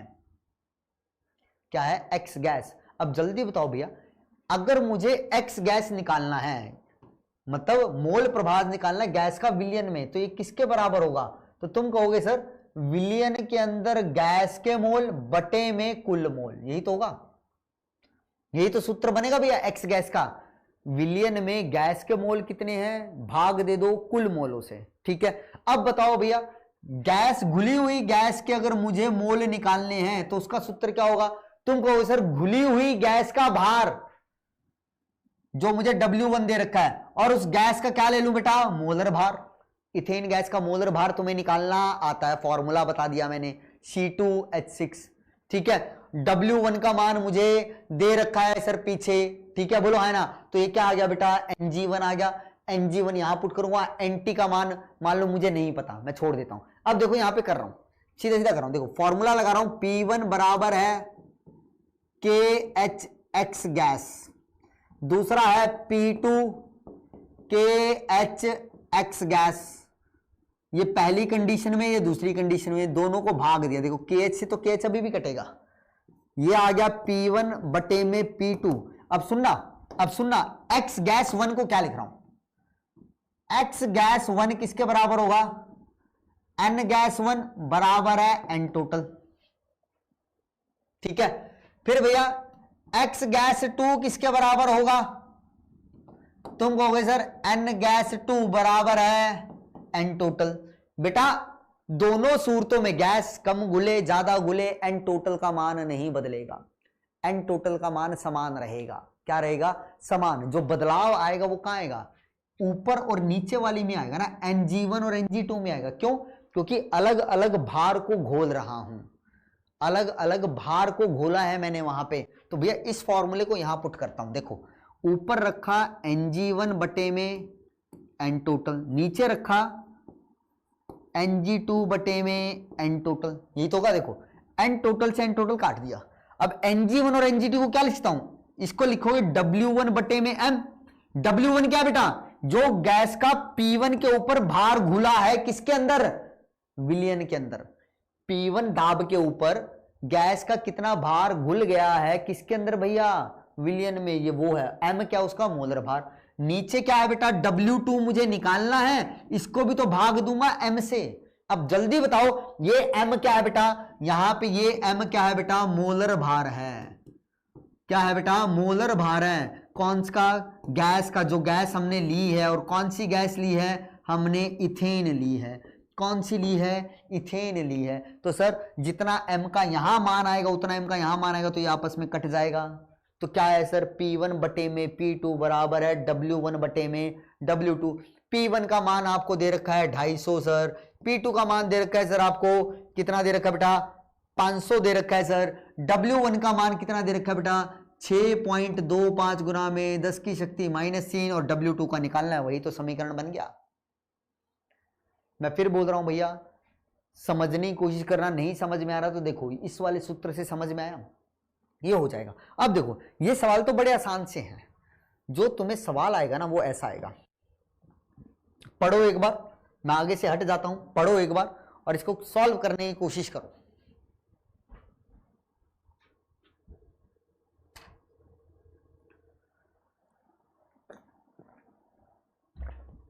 सबसे पहले तो बेटा, सबसे पहले इसके अंदर जो जो आपको दिया गया है ना वो लिखा करो। सवाल को करने का सबसे अच्छा तरीका क्या है, जो जो चीजें दी गई हैं वो लिखो, पढ़ते चलो लिखते चलो। मैं पढ़ता हूं, देखो, यदि 293 केल्विन ताप पर पानी में N2 के बुलबुले हैं तो N2 के कितने मिलीमोल 1 लीटर पानी में घुलेंगे। तो भैया तुमसे पूछा है, मेरे पास जल का क्या दे दिया, आयतन दे दिया, कितना दिया बेटा, 1 लीटर, 1 लीटर, ठीक है। घुलेंगे, माना कि ये 4 कुछ नहीं, माना कि N2 का आंशिक दाब, N2 का आंशिक दाब कितना दे रखा है बेटा, 0.987 बार, ठीक है। और 293 केल्विन पर N2 के लिए हेनरी नियतांक कितना है, देखो 76.48 किलो बार। के एच का मान कितना दे रखा है, 76.48 किलो बार। अब जल्दी से बताओ भैया, यहां पे तुम्हें जो KH का मान दे रखा है, KH के मान की इकाई क्या है, बार। बार के ऊपर क्या कोई -1 है, नहीं है सर। तो इसका मतलब भैया अब तुम्हें पता चल गया कि सर यहां पे जो फॉर्मूला लगने वाला है ना वो ये वाला लगेगा, खत्म।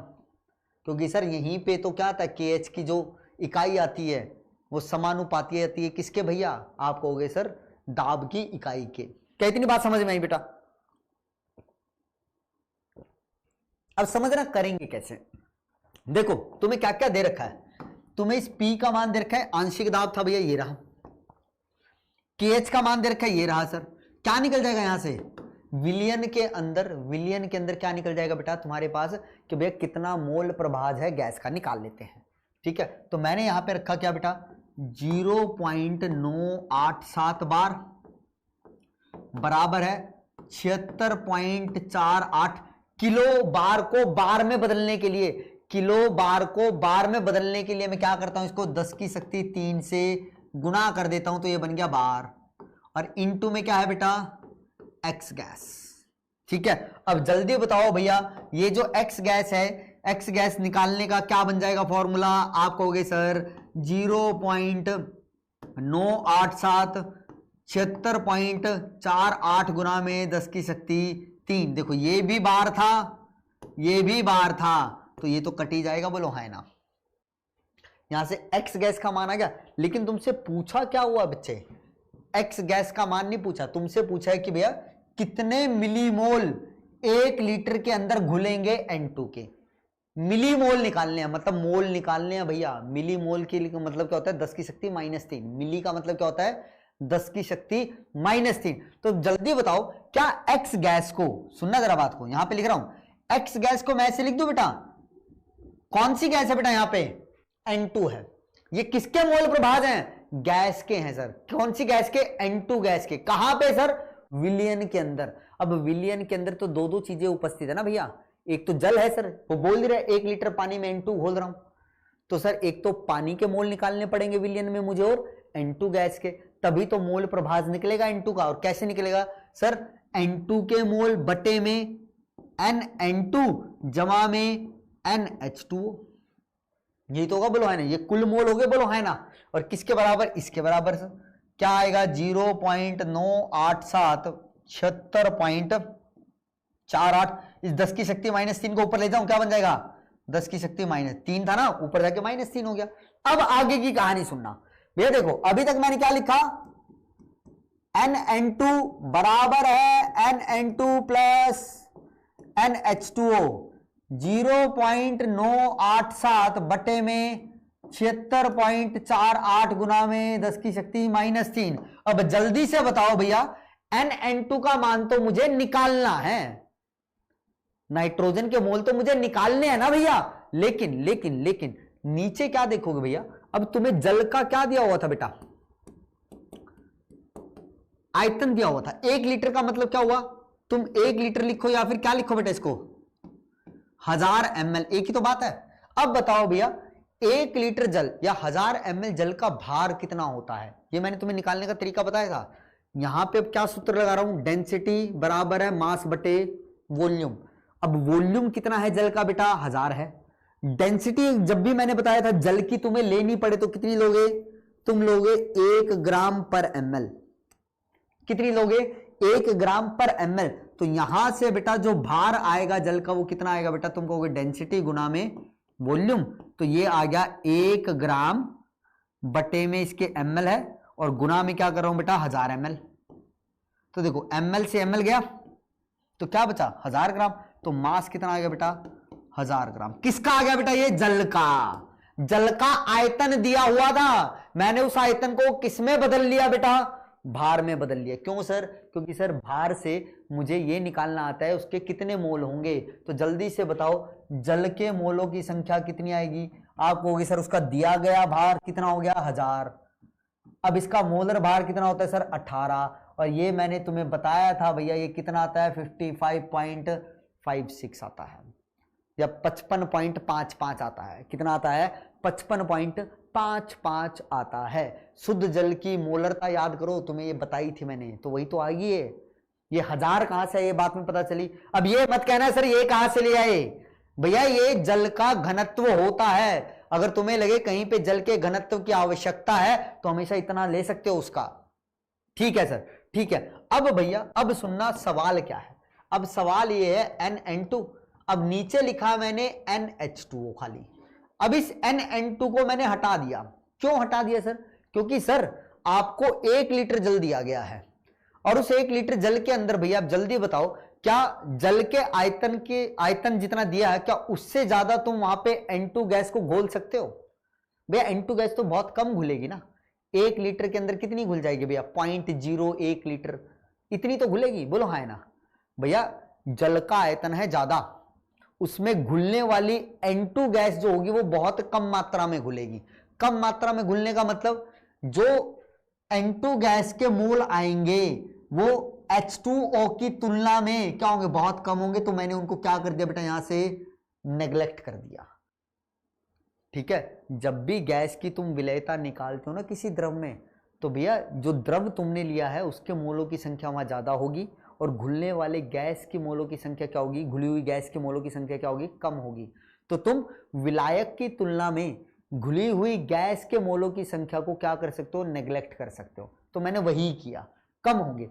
अब इसको किसके बराबर रख रहा हूं,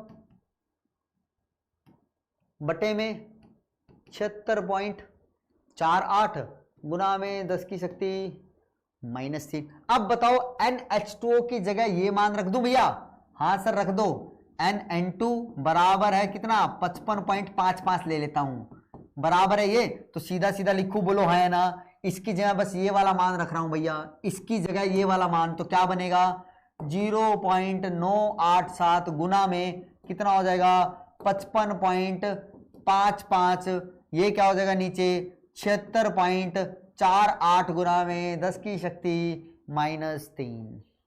अब इसको सॉल्व कर लो, अब इसको सॉल्व कर लो, कर लेते हैं भैया, लो कर लेते हैं भैया इसको सॉल्व। कि कैसे सॉल्व करोगे सर, इसको हम सॉल्व कर लेते हैं। कहां गया भैया, कहां गए हो, कहां गए हो, कहां गए हो, अरे कहां गया।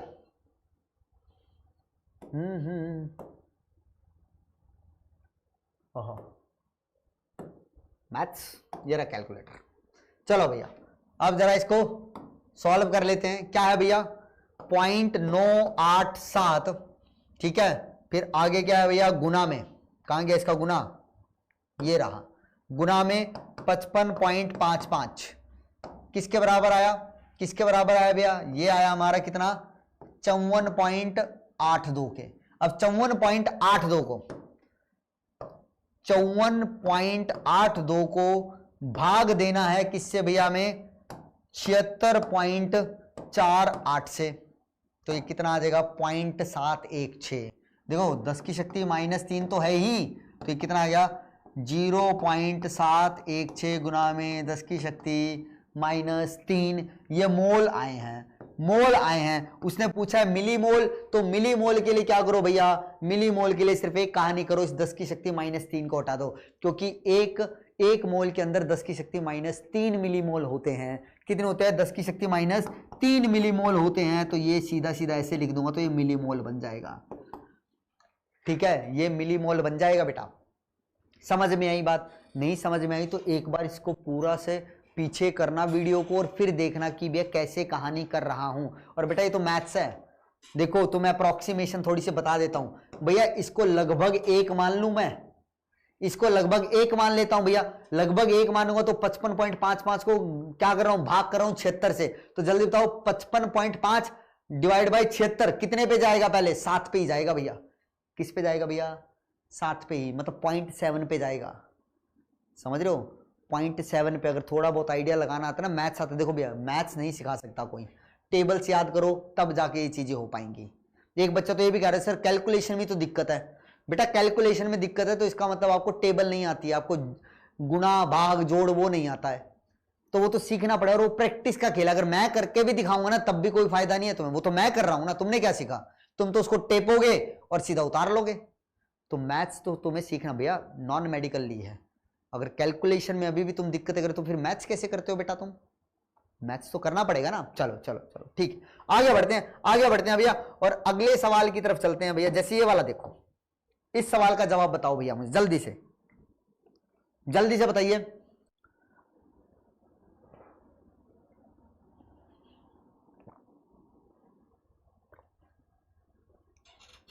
हेनरी नियम के संदर्भ में कौन सा कथन सही नहीं है, कौन सा सही नहीं है ये बताना है। तो पहला देखो, ताप में वृद्धि के साथ KH का मान बढ़ता है, एकदम सही भैया, बताया था ना। KH जो होता है समानुपाती होता है तापमान के, तापमान बढ़ेगा तो KH बढ़ेगा, तथा KH गैस की प्रकृति का फलन है, बताया था भैया। KH सिर्फ 2 ही बातों पे निर्भर करता है, तापमान पे और गैस पे। कौन सी गैस है, गैस कौन सी, मतलब प्रकृति क्या है। तो पहली चीज तो सत्य है भैया, ट्रू है, ये तो ट्रू है सर जी, ट्रू है, एकदम सत्य है। ठीक है, अगला देखो, दिए गए दाब पर KH का मान, दिए गए दाब पर KH का मान जितना अधिक होता है, द्रवों में गैस की विलेयता भी उतनी अधिक होगी। जल्दी बताओ भैया, अगर KH का मान अधिक होगा तो भैया गैस की विलेयता कम होगी या ज्यादा होगी। बताया था सर, KH का मान, तापमान बढ़ता है तो KH का मान बढ़ता है, और KH का मान बढ़ता है तो विलेयता कम होती है। यहां पे ये उल्टा बोल रहा है कि दिए गए दाब पर, कि एक दाब दिया गया है उस पे KH का मान मैं बढ़ा रहा हूं। KH का मान बढ़ाने का मतलब तापमान बढ़ा रहा हूं, तापमान बढ़ा रहा हूं तो मतलब विलेयता कम। तो ये तो क्या हो गया सर, फॉल्स हो गया, ये तो झूठा है सर। ठीक है, अगला देखो, वाष्प प्रवस्था में गैस का आंशिक दाब विलयन में गैस के मोल प्रभास के समानुपाती होते हैं, एकदम सही भैया। हेनरी ने यही तो कहा था कि वाष्प अवस्था में गैस का जितना ज्यादा आंशिक दाब होगा ना, गैस का मोल प्रभाज विलयन में उतना अधिक होगा। ठीक है, ये तो दूसरी थी ना भैया, ये तो लिखी भी हुई थी मैंने, तो ये भी तुम्हें पता होगा। अच्छा, ये तो क्या हो गया बेटा, ट्रू हो गया, सत्य है। अगला देखो, कहता है समान तापक्रम पर अलग अलग, मतलब भिन्न भिन्न गैसों के KH के मान भिन्न भिन्न होते हैं भैया। अब तुम कहोगे सर समान भी तो हो सकते हैं, लेकिन भैया इसको मैं सत्य क्यों मान रहा हूं, सत्य इसलिए मान रहा हूं, इसने ये नहीं बोला कि हमेशा भिन्न भिन्न होंगे, इसने बोला भिन्न भिन्न होते हैं। होते का मतलब क्या, हो सकते हैं। अगर ये लिखता ना भैया, समान तापक्रम पर भिन्न भिन्न गैसों के KH के मान हमेशा भिन्न भिन्न होते हैं, तब ये चीज गलत थी। अब इसने हमेशा शब्द नहीं लगाया, हमेशा ना लगाने का मतलब क्या है, हो भी सकते हैं भिन्न भिन्न और नहीं भी हो सकते हैं। तो इसलिए इसको मैं क्या मान रहा हूं बेटा, सत्य मान रहा हूं। क्या मान रहा हूं भैया, सत्य। जेई का क्वेश्चन है भैया, ये जेई में आया हुआ है, बस मैं यहाँ पे लिखना भूल गया हूँ किसके अंदर आया था, कौन से सन में आया था। तो जो पीछे वाला क्वेश्चन क्या है ना, वो भी जेई का क्वेश्चन था जो न्यूमेरिकल की है। तो यहाँ पे भैया तुमसे सही कथन सही नहीं है वो पूछा था ना, तो इसका जवाब क्या हो जाएगा बेटा, बी हो जाएगा। क्या हो जाएगा बेटा, बी हो जाएगा। ठीक है ठीक है, चलो जी चलो चलो एक और क्वेश्चन, ये वाला नहीं, ये वाला नहीं, ये वाला नहीं, ये वाला बता दो, ये वाला आसान है, जल्दी बता दो। 9 बार तथा 27 डिग्री सेल्सियस पर 100 ग्राम जल में कितने ग्राम O2 गैस विलय होगी, और KH का मान दे दिया कितना, 40 किलो बार। अब देखो बार है सीधा सीधा, पर बार नहीं है, मतलब -1 नहीं लिखा बार पे, तो कौन सा फॉर्मूला आप कहोगे सर, KH से हमें ये तो पता चल गया कि फॉर्मूला तो लगना है क्या, P बराबर है KHX। अब P क्या है सर, आंशिक दाब है, आंशिक दाब कितना दिया हुआ है सर, 9 बार, तो यहां पे लिख दिया लो 9 गुना में KH का कितना सर 40 किलो बार है। अब किलो बार इधर है सर, बार इधर है, तो इस किलो को हटाना पड़ेगा, तो क्या होगा सर 40 गुना में 10 की शक्ति 3 बार हो गया सर। अब बताओ सर ये x क्या है मेरे पास, यहाँ पे मोल प्रभाज है गैस का।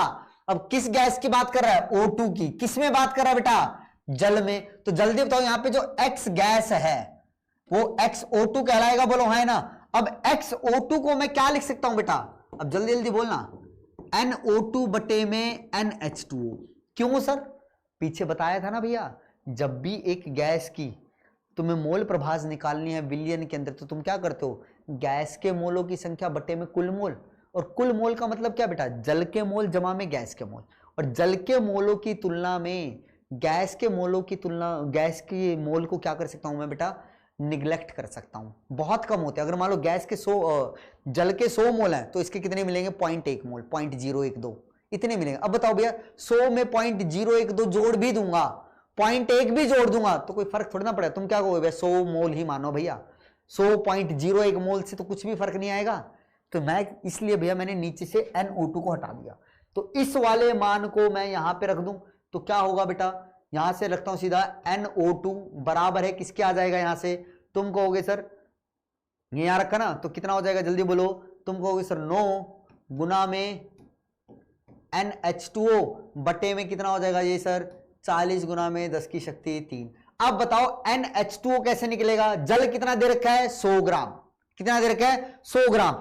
100 ग्राम जल के अंदर, 100 ग्राम जल के अंदर मोलों की संख्या कैसे निकालोगे सर, दिया गया भार बटे में उसका मोलर भार। ये 18 क्या है बेटा, जल का मोलर भार है। तो सर ये NH2O का मान आ गया। अब इसको इधर रख देता हूं, तो लो सर यहां से मेरे पास मोलों की संख्या आ गई, कितनी आई सर 9 गुना में 100, और यहां पे क्या हो जाएगा 40 गुना में 10 की शक्ति 3 गुना में 18। तो कर लो 9 दूनी 18 सर, ये आ गया 50 सर। तो कितना बचा भैया ये मेरे पास, तो ये गया, तो ये बचा सर 5/4, 5/4 गुना में 10 की शक्ति 3 है, इस 10 की शक्ति 3 को ऊपर ले जाऊं, ये बच गया 10 की शक्ति -3। तो ये तो आए क्या बेटा, मोलों की संख्या आ गई O2 की। अब जल्दी बताओ तुमसे पूछा क्या है, भार पूछा, कितने ग्राम O2 घुलेगी, और हमने निकाला क्या है, मोल।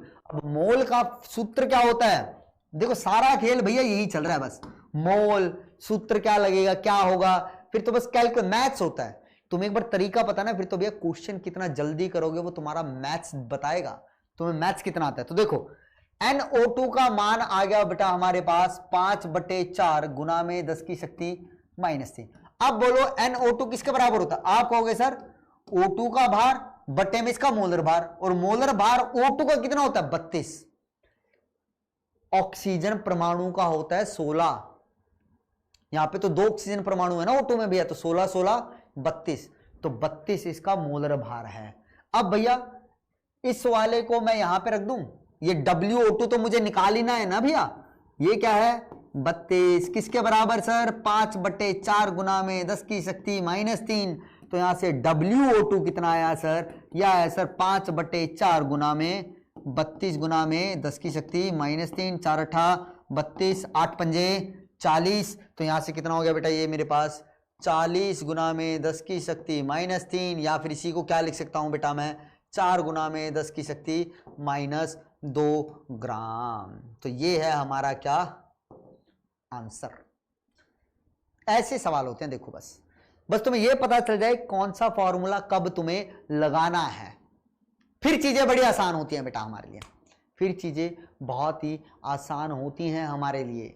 ठीक है बेटा, ठीक है जी, ठीक है। अब भैया यहाँ पे जो क्वेश्चन छोड़ रहा हूं ये तुम्हारा होमवर्क है, करने की कोशिश करना। इनको नेक्स्ट क्लास में हम क्या करेंगे बेटा, डिस्कस करेंगे। नेक्स्ट क्लास में अब हम इन्हें क्या करेंगे बेटा, डिस्कस करेंगे भैया। अब मैं सीधा सीधा इसके अनुप्रयोगों पे आता हूं। ये अनुप्रयोग कर लेते हैं भैया हेनरी के, ये बड़े इंपॉर्टेंट है। ठीक है, हेनरी के अनुप्रयोग पे कर लेते हैं कि हेनरी के अनुप्रयोग कहां कहां पे हैं भैया। पहला अनुप्रयोग क्या है, सॉफ्ट ड्रिंक के अंदर। भैया जितनी भी तुम कोल्ड ड्रिंक पीते हो वो हेनरी के नियम पे बनाई जाती हैं। अब तुमने देखो कोल्ड ड्रिंक की बोतल ऊपर से एकदम टाइटली सील पैक होती है, बहुत जोर से ढक्कन बंद होता है उसका रीजन ये है भैया, वो जोर से ढक्कन बंद करना मतलब क्या, वहां पे प्रेशर को मैंने ज्यादा कर दिया है। अब तुम्हें पता है कोल्ड ड्रिंक के अंदर CO2 मिली हुई होती है। अब जैसे तुम कोल्ड ड्रिंक का ढक्कन खोलते हो तो क्या होता है बेटा, प्रेशर कम होता है। प्रेशर कम होने का मतलब भैया जो CO2 थी वहां पे एकदम से बाहर आती है। बाहर आने का मतलब ही क्या है भैया, इसका मतलब ये है सर कि उसकी विलेयता कम हो जाती है। जितना ज्यादा वो क्या रहेगा, जितने ज्यादा प्रेशर पे उसको मैं क्या करूंगा बेटा, बंद करूंगा, तो क्या रहेगा भैया मेरे पास, वहां पे वो CO2 उस कोल्ड ड्रिंक के अंदर उतनी ज्यादा विलयशील रहेगी। ठीक है, तुमने कभी देखा है कि अगर तुमने कोल्ड ड्रिंक को खुला छोड़ दिया तो उसका टेस्ट बदल जाता है, उसका ढक्कन तुमने बंद नहीं किया ना, उसका टेस्ट बदल जाता है। उसका रीजन क्या होता है भैया, जैसे ही तुमने उसका ढक्कन खुला छोड़ा ना भैया, तो वहां पे जो CO2 उसके अंदर घुली हुई थी वो बाहर निकल जाती है।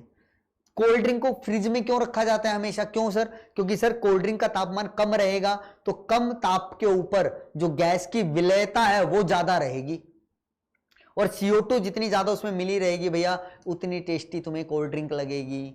एक बार उसको धूप में रख दो, तो धूप में रखने से क्या होगा, तुमने देखा कई बार कोल्ड ड्रिंक की बोतल फट जाती है। वो क्यों फटती है सर, जैसे ही तुमने धूप में रखा तो उसका क्या हुआ, तापमान बढ़ा। तापमान बढ़ने के कारण क्या हुआ सर, जो CO2 गैस वहां पे घुली हुई थी वो भी बाहर निकलने लगी। बाहर निकलने लगी तो भैया बोतल के अंदर दबाव बढ़ गया सर, और उस दबाव बढ़ने के कारण क्या होगी, वो फट गई। वो क्या हो गया, फट गई भैया। इसीलिए कोल्ड ड्रिंक को ठंडी जगह रखा जाता है ताकि जितना कम तापमान रहेगा CO2 की विलेयता उसमें उतनी अधिक रहेगी। तो ये हेनरी के नियम के अनुसार सॉफ्ट ड्रिंक व सोडा वाटर में CO2 गैस की विलेयता को बढ़ाने के लिए बोतल को अत्यधिक दाब के साथ बंद किया जाता है। दाब जितना अधिक, विलेयता उतनी अधिक। अगला क्या है, गोताखोर पानी के अंदर अधिक दाब से बचाने के लिए अधिक सांद्रता पर विलय घुलनशील गैस में श्वास के लिए मास्क का उपयोग करते हैं। दाब बढ़ने के कारण वायुमंडलीय गैस की विलेयता ब्लड में बढ़ जाती है। अब इसको ऐसे समझो भैया, जब गोताखोर गोता लगाते हैं ना तो अपने पीछे क्या लेके जाते हैं, ऑक्सीजन सिलेंडर। अब ऑक्सीजन सिलेंडर के अंदर प्योर ऑक्सीजन नहीं होती है। पहले क्या होती थी, मान लो भैया ऑक्सीजन और N2 गैस लेके जाते थे, उसमें क्या लेके जाते थे, ऑक्सीजन और N2 गैस। अब कहोगे सर प्योर ऑक्सीजन ले जाओ, भैया तुम एक बात बताता हूं, सुनने में तुम्हें थोड़ी अटपटी लगी लेकिन ऐसा सत्य है, ऑक्सीजन अगर प्योर होती चलेगी ना तो वो भी हमारे लिए पॉइजनस बन जाएगी। एक हद तक ही हम शुद्ध ऑक्सीजन को ग्रहण कर सकते हैं। अगर ऑक्सीजन ज्यादा शुद्ध दे दी जाए ना हमें तो हमारे लिए जहर का काम करेगी और हमें मार डालेगी। समझ रहे हो, इसलिए कहते हैं अत्यधिक किसी भी चीज का सेवन नहीं करना चाहिए। ठीक है, तो अधिक प्योर ऑक्सीजन भी हमारे लिए हानिकारक है। इसलिए जब गोताखोर होते हैं ना वो कभी भी प्योर ऑक्सीजन नहीं लेके जाते। पहले क्या था, N2 गैस को भी मिला के लेके जाते थे। अब होता क्या था भैया, जैसे वो समुद्र में जाते थे तो देखो इसको ऐसे समझ लो, मान लो भैया ये समुद्र है, ये समुद्र है भैया, ठीक है, और यहां पर भैया वो गोताखोर खड़ा है समुद्र की सतह के ऊपर। यहाँ पे ये गोताखोर खड़ा है भैया गोता लगाने के लिए। भैया इसके ऊपर अभी दाब कौन सा लग रहा है, आप कहोगे सर वायुमंडलीय दाब लग रहा है 180 m। ये नीचे कूद गया तो भैया वो यहां पे आ गया, बोलो हाँ है ना, बोलो हाँ है ना भैया। आप कहोगे सर हाँ आ गया सर। अब बताओ भैया इसके ऊपर जो दाब है वो पहले की तुलना में कम है ज्यादा है, तो तुम कहोगे सर ज्यादा है। क्यों ज्यादा है, क्योंकि सर देखो वायुमंडलीय दाब तो लग ही रहा है, अब साथ के साथ इस जल का भी तो इसके ऊपर दाब लग रहा है भैया। अब मान लो ये नीचे H हाइट तक आ गया है, तो इस H हाइट का भी जो दाब होगा, जिसको तुम क्या पढ़ते हो mgh, इस हाइट का कितना दाब होगा बेटा mgh, तो वो भी तो इस पे दबाव लग रहा होगा। अब जल्दी बताओ भैया, जैसे ही गोताखोर नीचे गया दबाव बढ़ा, दबाव बढ़ा तो उस सिलेंडर में से जो ऑक्सीजन वो ग्रहण कर रहा है या N2 भी तो जा रही है, तो उसकी क्या होगी बेटा, हमारे खून में विलेयता बढ़ जाएगी सर। क्यों बढ़ेगी सर? क्योंकि नीचे जाने पर सर समुद्र में दबाव बढ़ेगा, और हमें पता है सर दबाव जितना ज्यादा होगा गैस की विलेयता उतनी अधिक होगी, गैस की विलेयता उतनी अधिक होगी। ठीक है सर, खून में मिलती जा रही है हमारे पास क्या, ऑक्सीजन और N2 गैस, लेकिन जैसे ही गोता लगा के वो ऊपर आएगा, जैसे ही गोता लगा के वो ऊपर आएगा तो दबाव क्या होगा सर, कम होगा। दबाव जैसे ही कम होगा तो अब बताओ भैया, जो गैस हमारे खून में घुल गई थी अब उसकी विलेयता क्या उतनी ही रहेगी या कम हो जाएगी? आप कहोगे सर कम हो जाएगी। क्यों? क्योंकि सर दबाव कम हो गया ना ऊपर आने पे, और जैसे ही दबाव कम हुआ तो खून में घुली हुई जो गैस है अब वो क्या होगी, बुलबुलों के रूप में बाहर निकलने लगेगी। जब वो बाहर निकलती है ना भैया, तो भैया जो गोताखोर होते हैं उनको बहुत ज्यादा दर्द होता है। क्या होता है भैया? बहुत ज्यादा दर्द होता है। और इसी चीज को तुम क्या बोलते हो, बेंड्स बोलते हो। क्या बोलते हो भैया? बेंड्स बोलते हो। यहां पे लिखा होगा देखो, जैसे ही घुलनशील गैस को छोड़ते हैं तो नाइट्रोजन गैस के बुलबुले ब्लड कोशिकाओं में बनने लगते हैं, जिससे धमनियों व अवरोध आने के कारण चिकित्सीय स्थिति व दर्दनाक जीवन के लिए खतरा बन जाता है। इन अवरोध से बचने के लिए, अच्छा ठीक है, उसको क्या बोलते हैं मैं लिख देता हूं यहां पे। गोताखोरों को जब वो दर्द होता है ना भैया, उसको क्या बुलाते हैं बेटा? बेंड्स बुलाते हैं।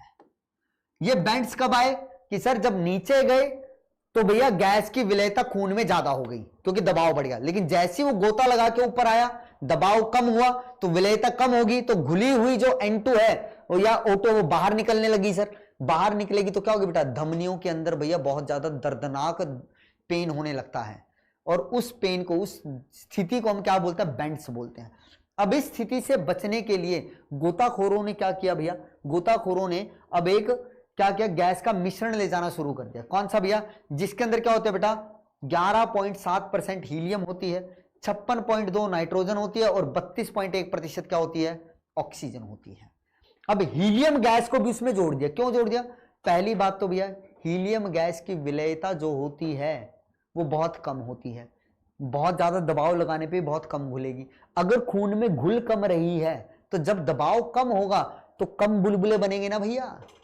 N2 तो बहुत ज्यादा घुल जाती थी, N2 तो बहुत ज्यादा घुल जाती थी भैया, इसीलिए जब दबाव कम होता था तो जो जितनी N2 घुली है वो एकदम से बाहर निकलती थी और दर्द करती थी। लेकिन जैसे हमने हीलियम को और डाला तो हीलियम की विलेयता कम है, विलेयता कम है तो भैया जब दबाव कम होगा तो भैया कम घुल रही है तो कम बुलबुले बनेंगे। कम बुलबुले बनने का मतलब भैया सर वहां पे अब दर्द भी तो कम होगा। तो ये क्वेश्चन पूछा जा चुका है कि भैया गोताखोरों के सिलेंडर में कौन कौन सी गैस किस प्रतिशतता में होती है। और हीलियम का एक और फायदा है भैया, हीलियम जो है वो अक्रिय गैस है, वो हमारे खून में किसी इधर उधर भटक के वो किसी से क्रिया नहीं करती है, इसलिए हीलियम गैस को भी लिया गया है यहाँ पे। ठीक है, तो भैया ये भी किसका है भैया? अब जहाँ पे जो गोताखोर हैं वो नीचे जा रहे हैं, विलेयता बढ़ रही है, ऊपर आ रही है, विलेयता कम हो रही है, ये भी किसके अनुसार बोल रहे हैं हम? हेनरी नियम के अनुसार। किसके अनुसार बोल रहे हैं भैया? हेनरी नियम के अनुसार बोल रहे हैं। और तीसरा इसका भैया अनुप्रयोग है, अधिक ऊंचाई पर ऑक्सीजन का आंशिक दाब कम हो जाता है, महत्व की अपेक्षा कम हो जाता है। भैया जैसे जैसे तुम पर्वत पे जाते हो, देखना पर्वतारोही जो जाते हैं ना वो भी ऑक्सीजन सिलेंडर लेके जाते हैं, क्योंकि जैसे जैसे तुम ऊंचाई पे जाओगे ना तो वहां पे दबाव कम होता रहेगा। दबाव कम होगा तो इसका मतलब क्या बेटा? ऑक्सीजन की जो मात्रा है वो तुम्हें अब कम मिलेगी। भैया जो हमारी क्या होता है, सतह होती है, मतलब जो तलीय क्षेत्र होते हैं वहां पे दबाव अधिक है, ऊंचाई पर गया दबाव कम हुआ, दबाव कम हुआ तो इसका मतलब ऑक्सीजन की भैया हमारे खून में घुलने की क्षमता कम हो गई। खून में अगर ऑक्सीजन कम घुलेगा तो हमें ऑक्सीजन की कम मात्रा मिलेगी, अगर हमें ऑक्सीजन की कम मात्रा मिलेगी तो भैया हमें क्या होगा? चक्कर आने लगेंगे। ठीक है, हमारी याददाश्त पे फर्क पड़ेगा भैया। ठीक है, इसीलिए देखना भैया अधिक ऊंचाई पे जाने पर ना लोगों को चक्कर आते हैं, उनकी याददाश्त जो होती है वो धुंधली होने लगती है। उसका कारण क्या है? अधिक ऊंचाई के ऊपर सर दबाव कम हो जाता है ऑक्सीजन गैस का, क्योंकि ऑक्सीजन ही चाहिए ना भैया, तो हम ऑक्सीजन को देख रहे हैं। तो ऑक्सीजन गैस का दाब, अगर आंशिक दाब कम होगा तो उसकी विलेयता खून में क्या होगी? कम, क्योंकि भैया यहाँ पे जो द्रव है वो हमारा खून है, और जिस गैस की मैं बात कर रहा हूं वो है ऑक्सीजन, तो ऑक्सीजन की विलेयता कम। भैया अगर खून में ऑक्सीजन कम जा रहा है तो हमें कम ही तो ऑक्सीजन मिलेगी, और हमें सारे पूरे शरीर को चलाने के लिए चाहिए क्या? वो ऑक्सीजन ही तो चाहिए भैया। तो उस ऑक्सीजन की मदद से हम क्या करते हैं, हमारा जो खाना खाया भैया उसको जलाते हैं, वहां से ऊर्जा निकालते हैं, तो ऑक्सीजन हमें चाहिए। ऑक्सीजन कम मिल रही है तो उससे क्या होगा भैया, हमारी याददाश्त पे फर्क पड़ेगा, हमें चक्कर आने लगेंगे भैया, उल्टियां होने लगती हैं। ठीक है, तो यही कह रहे हैं, देखो अधिक ऊंचाई पर ऑक्सीजन का आंशिक दाब महत्व की अपेक्षा कम हो जाता है।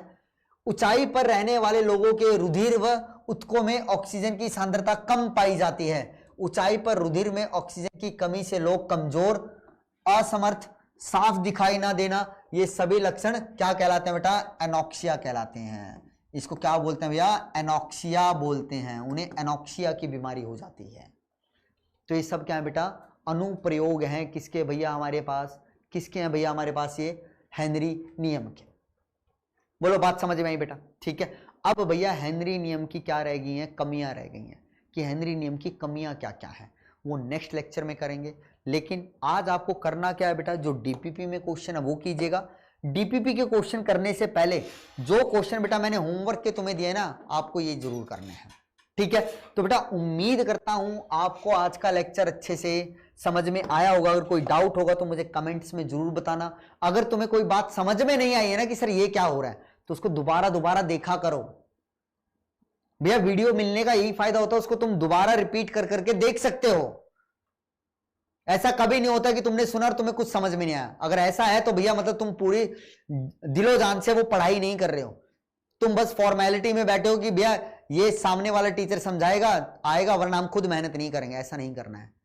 ठीक है, तो भैया नेक्स्ट टाइम फिर मिलते हैं एक और लेक्चर के साथ, और उम्मीद कर रहा हूं अगला लेक्चर हमारा लाइव लेक्चर होगा भैया। ठीक है, तब तक बेटा जितने क्वेश्चंस दिए हैं उनको अच्छे से कीजिए, अपना ध्यान रखिए, अपना ख्याल रखिए। अगली बार फिर मिलते हैं। Take care, bye bye.